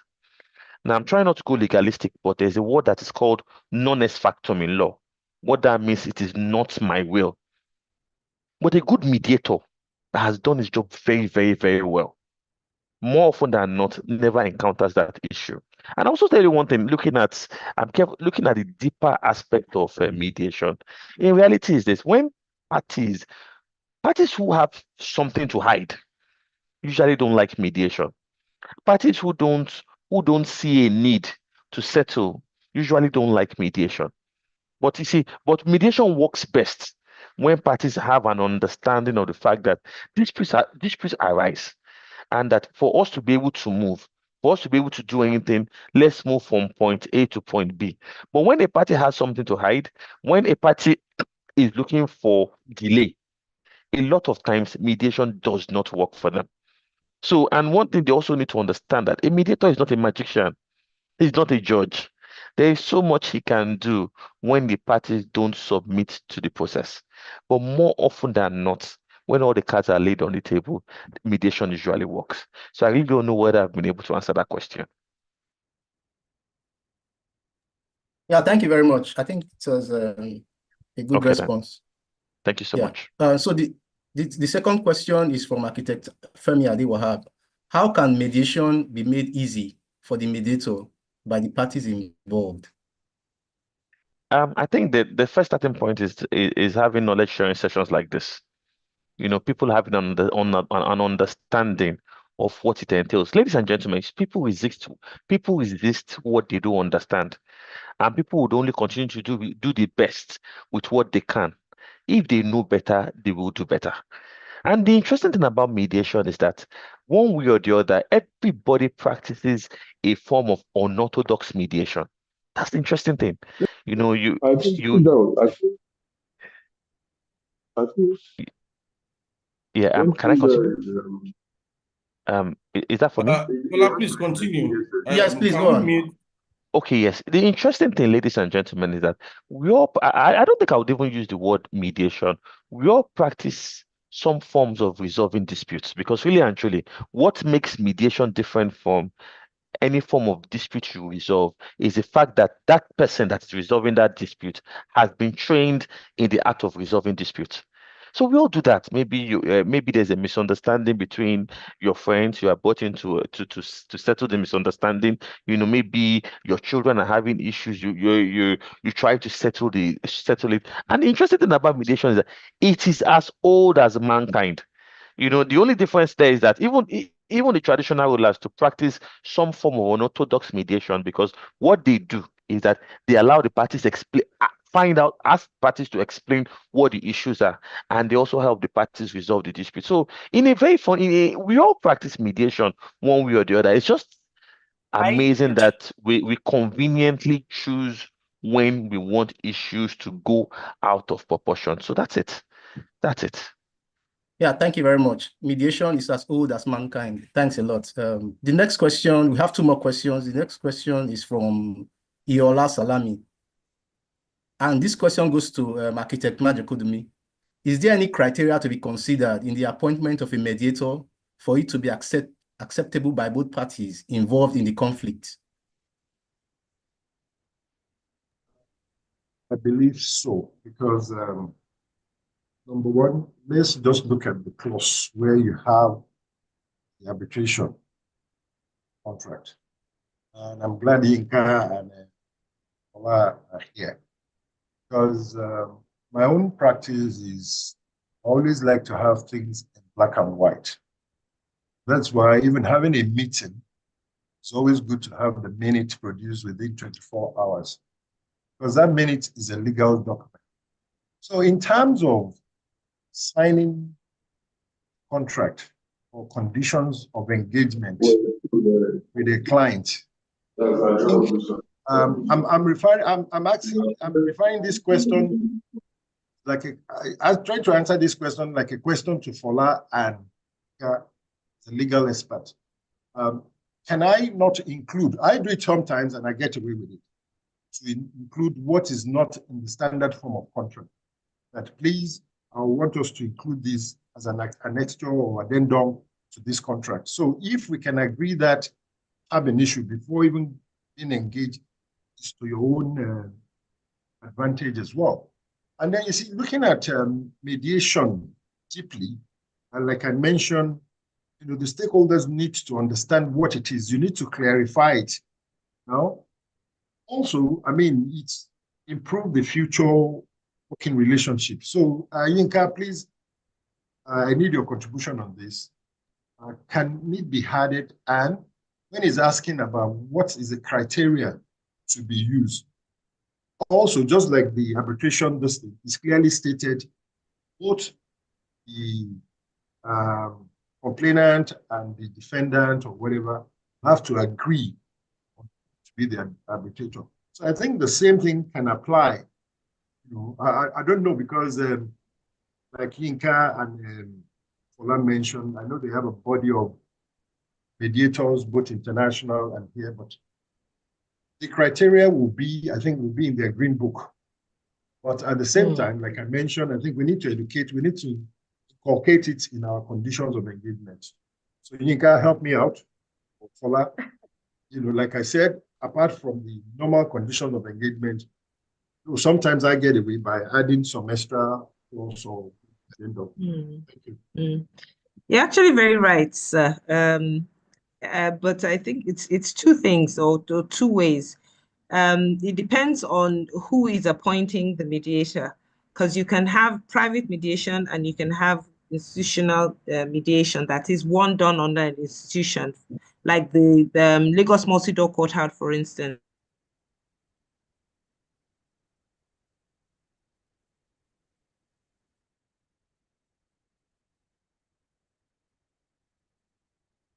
We can't hear you again, ma.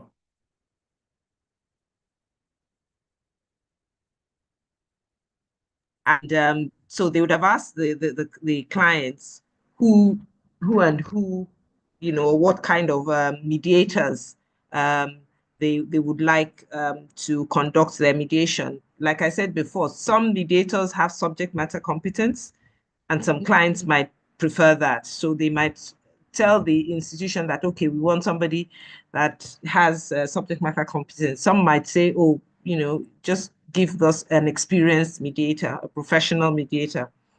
So that's for the institutions. They will have their own criteria and then add whatever the client wants. But if it is a private mediation, unlike arbitration, where they keep going back and forth and all that, both parties usually they have people that recommend mediators to them. They'll tell them, this one is an experienced person, is professionally qualified, blah, blah, blah. And, they exchange names and each goes and does their research. And then they pick, the person that has been recommended, or can say, no, I don't think this person can help us as a mediator. We need to pick somebody else. So if it's private, what I'm saying is they too will have their criteria, but it's not as, I don't think it's that, well, from my experience, it's not as rigid as in arbitration, where, one party just uses it as a means of stalling the arbitration for a while by saying, no, I don't agree, I don't want that arbitrator, I don't want this. Usually with mediation, there's, so much in a hurry, they don't have time to waste. So usually they agree. Once they do their research about the mediator, then they go with, what they have both suggested. Okay, I hope that I answers the may, question. Thank you very much. yes, ma'am. But if I may, very quickly, in less than a minute, to ride on what architect Majekodumi has said, and Mrs. Yinka Kolade is this. Now, the whole idea of this conversation we're having is it's around two things. Number one is the subject matter competence, which you all architects have. That is number one. Then number two is the working knowledge of resolving disputes amicably. I strongly believe that there is nobody that can resolve architectural disputes more than the architects themselves. That's number two. Number three is that I would want NIA to take advantage of the flexibility of mediation, to the effect that when disputes come up, maybe between architects and the client, maybe between architects and the people that they work with, among so many other things, do they have that knowledge of resolving disputes outside the conventional system that is established? And that is one thing that mediation brings to fore. The flexibility involved, the understanding of the fact that disputes abound, and for them to then effectively resolve disputes to the effect that whenever anything comes up, people know that, oh, if there's an internal dispute resolution system embedded in NIA to help them resolve disputes without them having to go to court, among so many other things. So as much as we may have a conversation around the institutional framework of mediation, let us please have an understanding that yes, there's an institutional framework, but the institutional framework can be framed down to subject matter competence. Thank you very much. All right, thank you. I appreciate. So from the last person, we have two questions here. One directed at architect Majekodumi, and the other for Ola Alade. So for architect Majekodumi, in a scenario where it's dispute between two professionals under the same professional body working on the same project, is a mediation process executed by their professional body binding? I understand that it may be tricky when it's a dispute between different parties, but when it's parties under the same umbrella, is it binding? Thank you very much. Yes. What will be the cause of dispute? Number one will be supplanting. That is when you say you're working on the same project. Now, there must be someone working on it before, or maybe you have to come in, with that. Or on the other side, it could be, where you're not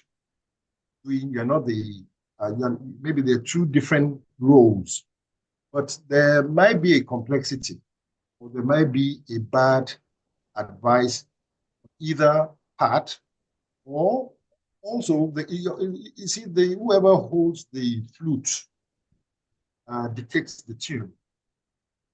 Meant is, okay, you have a client, it's paying both of you, and maybe when you see that maybe one perform more than the other, there's bound to be a bit of a shady interest. But when you said under the same professional body, that is, if that professional body is aware, and how will they be aware? It's either one of the party writing to professional body. But writing to the professional body, you must have your facts now so that professional body look at whether to mediate or maybe in the conditions of your engagement, you follow that conditions of engagement. And like I mentioned earlier, trying to answer a question, think maybe we need to revisit our conditions of engagement so that where that clause where it says failure or where there's any dispute, go to arbitration. And also, from experience and from my first slide when I put ACON and NIA, see, the two has different roles. One is a regulatory body, one is the association body. We need to clearly define each role of the regulatory body and the association, because there's always conflict. Now, who is responsible for the conditions of engagement is ACON. But who use the conditions of engagement is the architect. You must be NIA registered. Also, there's a bit of a conflict, and this is what comes up. You have the ACAN conditions of engagement. Now, you as an architect, even where you do not present conditions of engagement of ACAN to a client, because maybe you are not even a member of ACAN, find out that the client might get to know later, and he'll tell you, the conditions of engagement of ACAN is lower than the conditions of engagement produced by you, which is the ACON. So these are areas where we start to have a conflict. But to answer Odunuga's question, yes, the institute or the regulatory body can act as a mediator, but we need to add that into our conditions of engagement or into the constitution.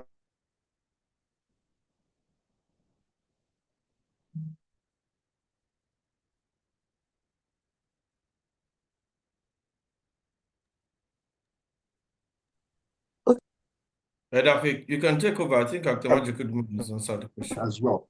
Actually, I think it's in the constitution of NIA where it's clearly stated that terms of this. When you answer your question,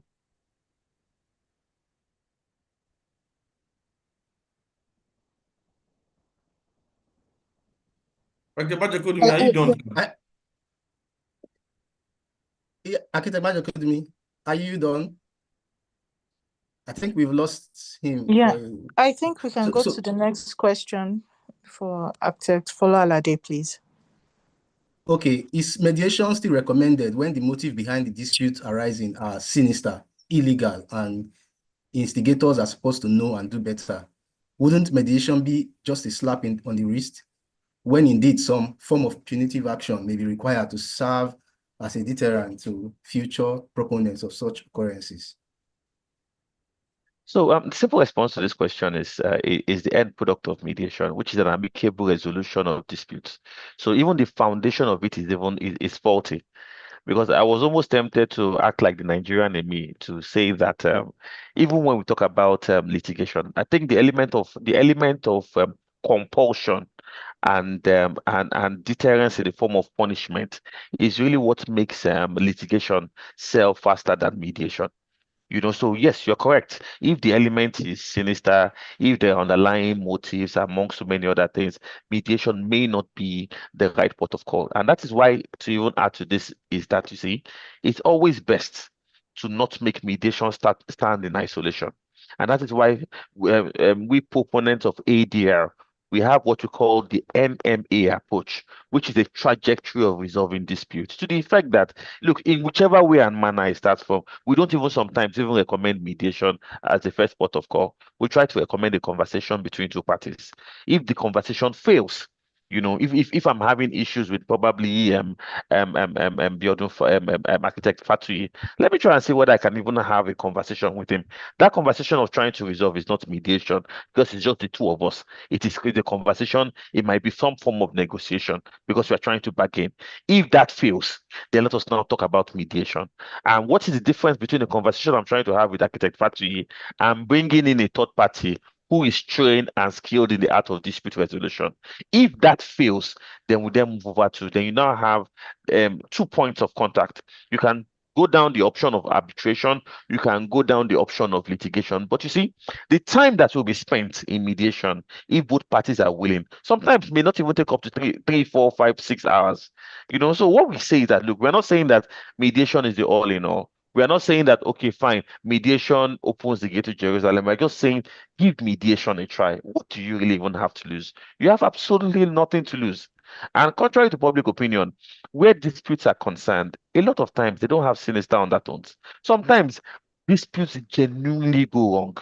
Because because we are not clairvoyant, we cannot see into the future. So it is only when you start something that certain disputes come up. So that's what we're basically trying to say. So, and I really don't want us to overthink conflicts and come up with so many things that shouldn't be. The point is that whenever it comes up, let us try and see whether we can settle it. And then if we don't settle it, then we can then try other means of resolving disputes. Thank you so much, Sedefe. Architect. Yeah, thanks a lot. Yeah, thanks a lot. This question is offline. I should have taken it quite a while ago. From Architect Dejoke Amusat. In training, what set of skills should a mediator have apart from excellence? Fantastic. That's a very good question. So there's so many soft skills that a mediator should have. Top on the list is emotional intelligence. That's number one. Apart from even emotional intelligence, the second is to even put the concept of conflict in proper pedestal. Ladies and gentlemen, even if we look at the interpersonal relationships we have with people, some of the reasons why some of us have gotten closer to some people is because of the misunderstandings we've had.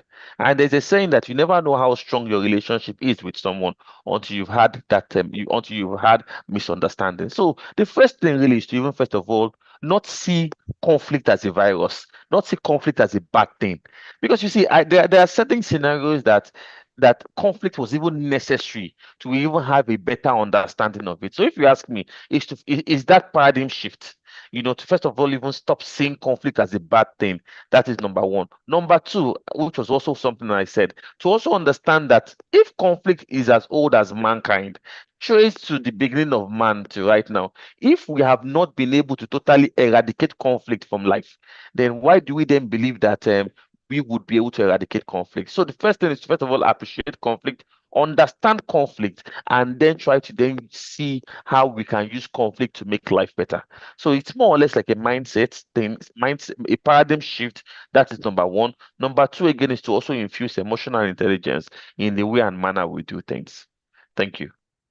If I can just add to what Fola has said, as long as there's interdependence, nobody lives in isolation. As long as there's interdependence, we all have something to do with each other, starting with families, starting with, professional colleagues, anyone, anywhere, even just walking on the road. There is some interdependence because the person that's driving is obliged to be very careful to pedestrians that are walking. So as long as we have that interdependence, I don't think we can ever avoid conflict. We will always have conflict. But like Fola said, conflict is not a bad thing. It depends on just, the angle you're looking at it from. It's not. If anything, conflict is meant to make us better persons, better understanding, better group cohesion, and so on and so forth. Thank you. Yeah, thank you very much. Architect Majekudumi, the screen and mic are yours. Yeah, thank you very much. Just to add to what Fola has said, most especially in architecture, must have this, you must understand the technical and contractual issues.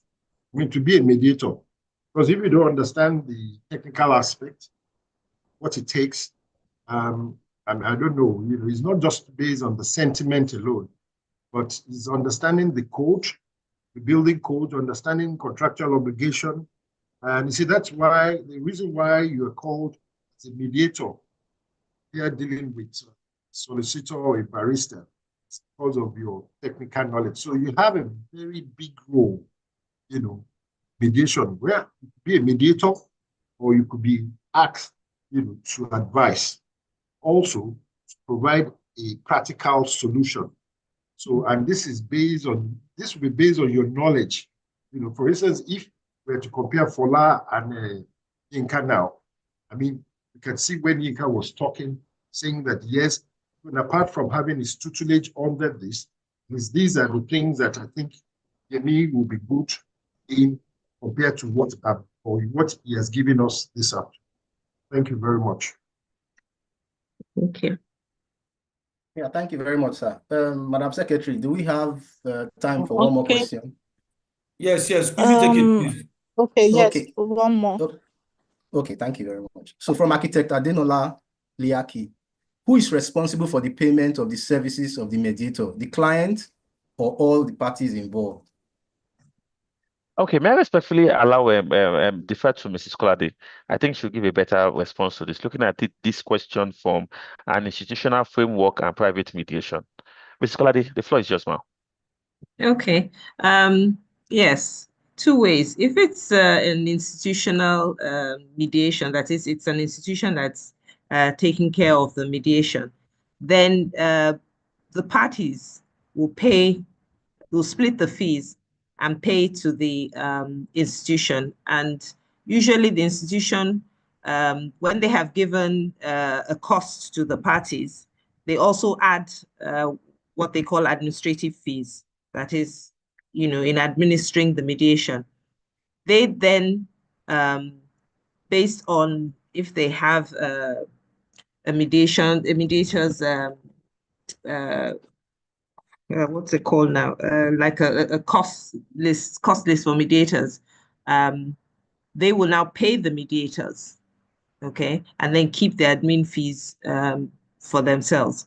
But if it is an independent private mediation, then the mediator, will first have maybe just a short meeting with both parties after he or she has been appointed, or if he wants to do it by letter or whatever.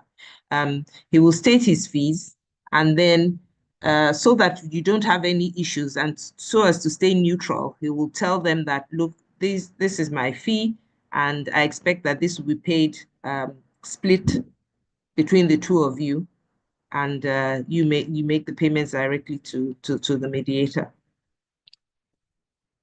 I don't know if that answers your question. Yeah, thanks. I think that's satisfactory. Unless you're looking at it from the point of maybe you as a lawyer or, or as a mediation advocate being part of.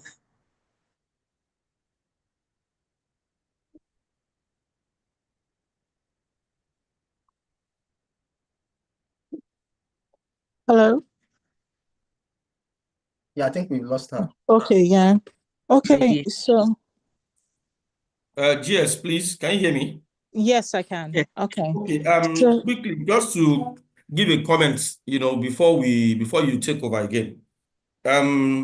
Basically, as a feedback from us to our members, we'll be working on creating a mediation committee in the group, and the terms and reference for that committee is going to be read at the next business meeting, which we'll fine-tune with Fola Alade Esquire. Also, Fola Alade Esquire has a training school for those of us that might be interested in taking this a step further.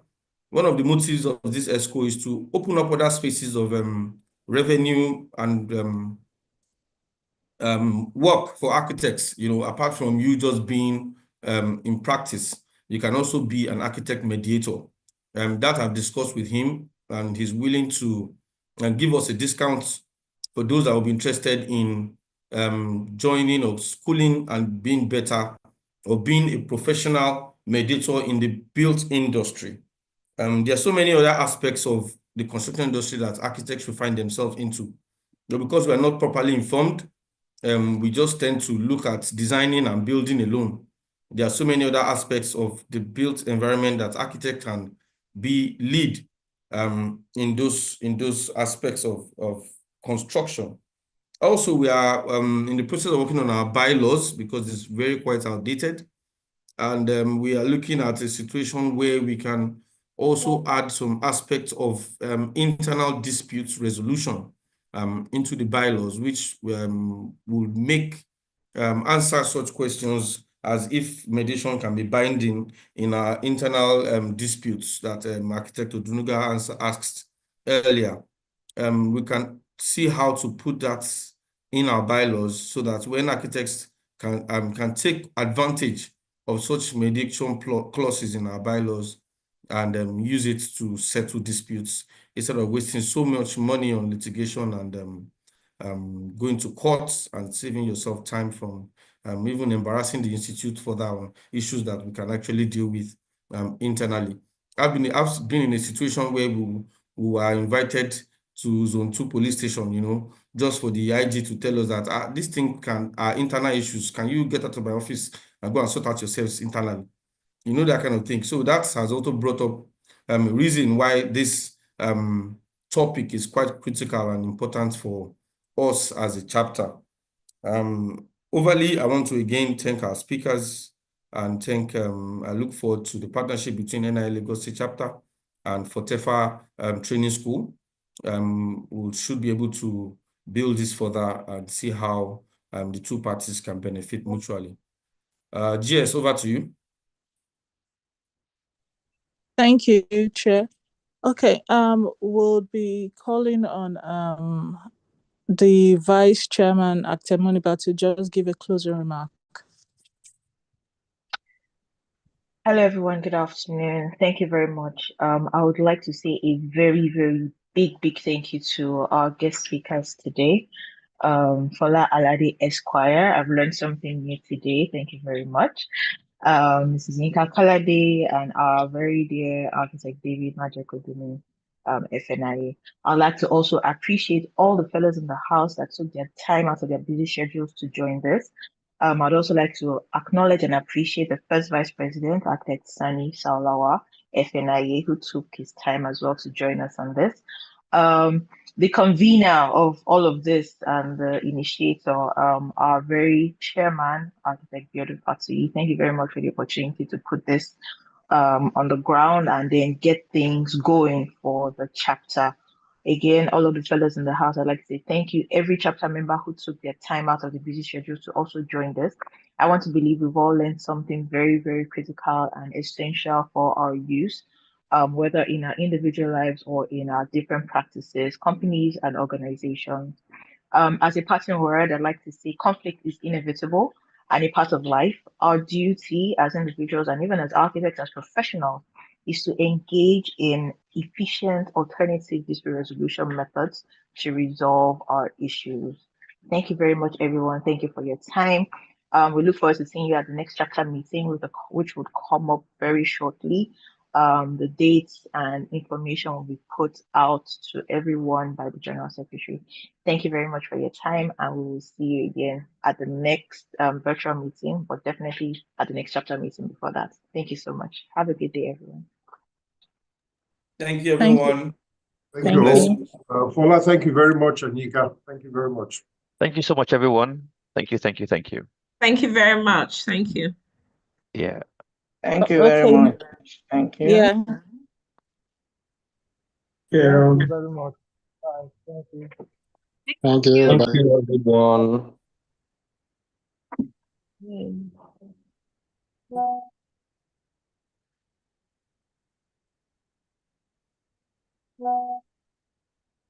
So on a lighter note, Architect Fatui, someone mistakenly called me Architect Fola Alade. Can I just add that to my bio? Barrister Architect Fola Alade. That would be impersonation. and trust me, mediation will not help you there. And I don't think I actually addressed what you said about my name. You know, it's funny. Your architect Fola Alade happens to be mine is Fola Romi Alade. So it's always a good icebreaker when I tell people I'm not related to Fola Alade, and they say, "Oh, architect Fola Alade." So nice one. That's it. That in fact, you need. There's a book I can send it to you. Okay. Where he wrote about his design. He's a legendary architect, and his Oh daughter, yes. Architect Jin Kamidu, is the one that handles the firm now. You know, Oh. he designed, I think the federal secretariat in Abuja. he was part of that project, though. The designer was somebody from outside the country, but he was a lead architect here in Nigeria that handled the federal secretariat in Abuja. Awesome. Truly, yeah. So Truly trust honored me, to share. the name in architecture is a resounding name that, in fact, is global. So when people heard that name, Interesting. they were like, "Oh, I thought he was dead." You know, oh, is his son? Like, oh no, he's not his son. Oh, But this guy happens to be another great man, but he's a lawyer. And I must thank you for interesting. your time. A lot of people would Thank think you we so paid much, for Hector. it, but it's embarrassing to say we didn't even pay. But thank you. I'm sure over time we would see how. I hope this is mutually benefiting, as I said earlier. Oh, without a doubt.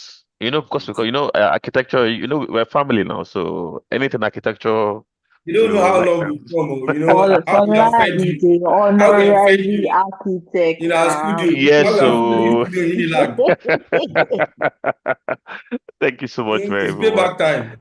Yes, so Thank you Moniba, very much. really nice seeing you guys again. Thank you, everyone. And nice to Yeah, meet have a good one. Mrs. Jinka. Nice to meet Mrs. Yes, Jinka. Quite experienced woman, and I hope I can meet her in person. Maybe when I pay you a courtesy visit later. without a doubt, without a doubt. Thank you, everyone, and I'll see you soon. All Have a right, good one. China, take Bye care. for now. Bye-bye. Yes. Bye.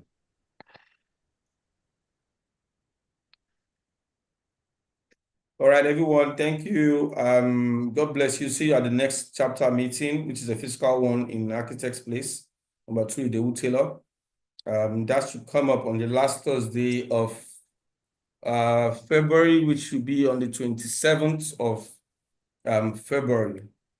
I'm sure the information will be sent out again to all our members by the General Secretary. In the meantime, God bless you. Thank you for being a member of NIALSC Lagos State Chapter. We look forward to more of your involvement in our activities, and have a good day ahead. Thank you very much.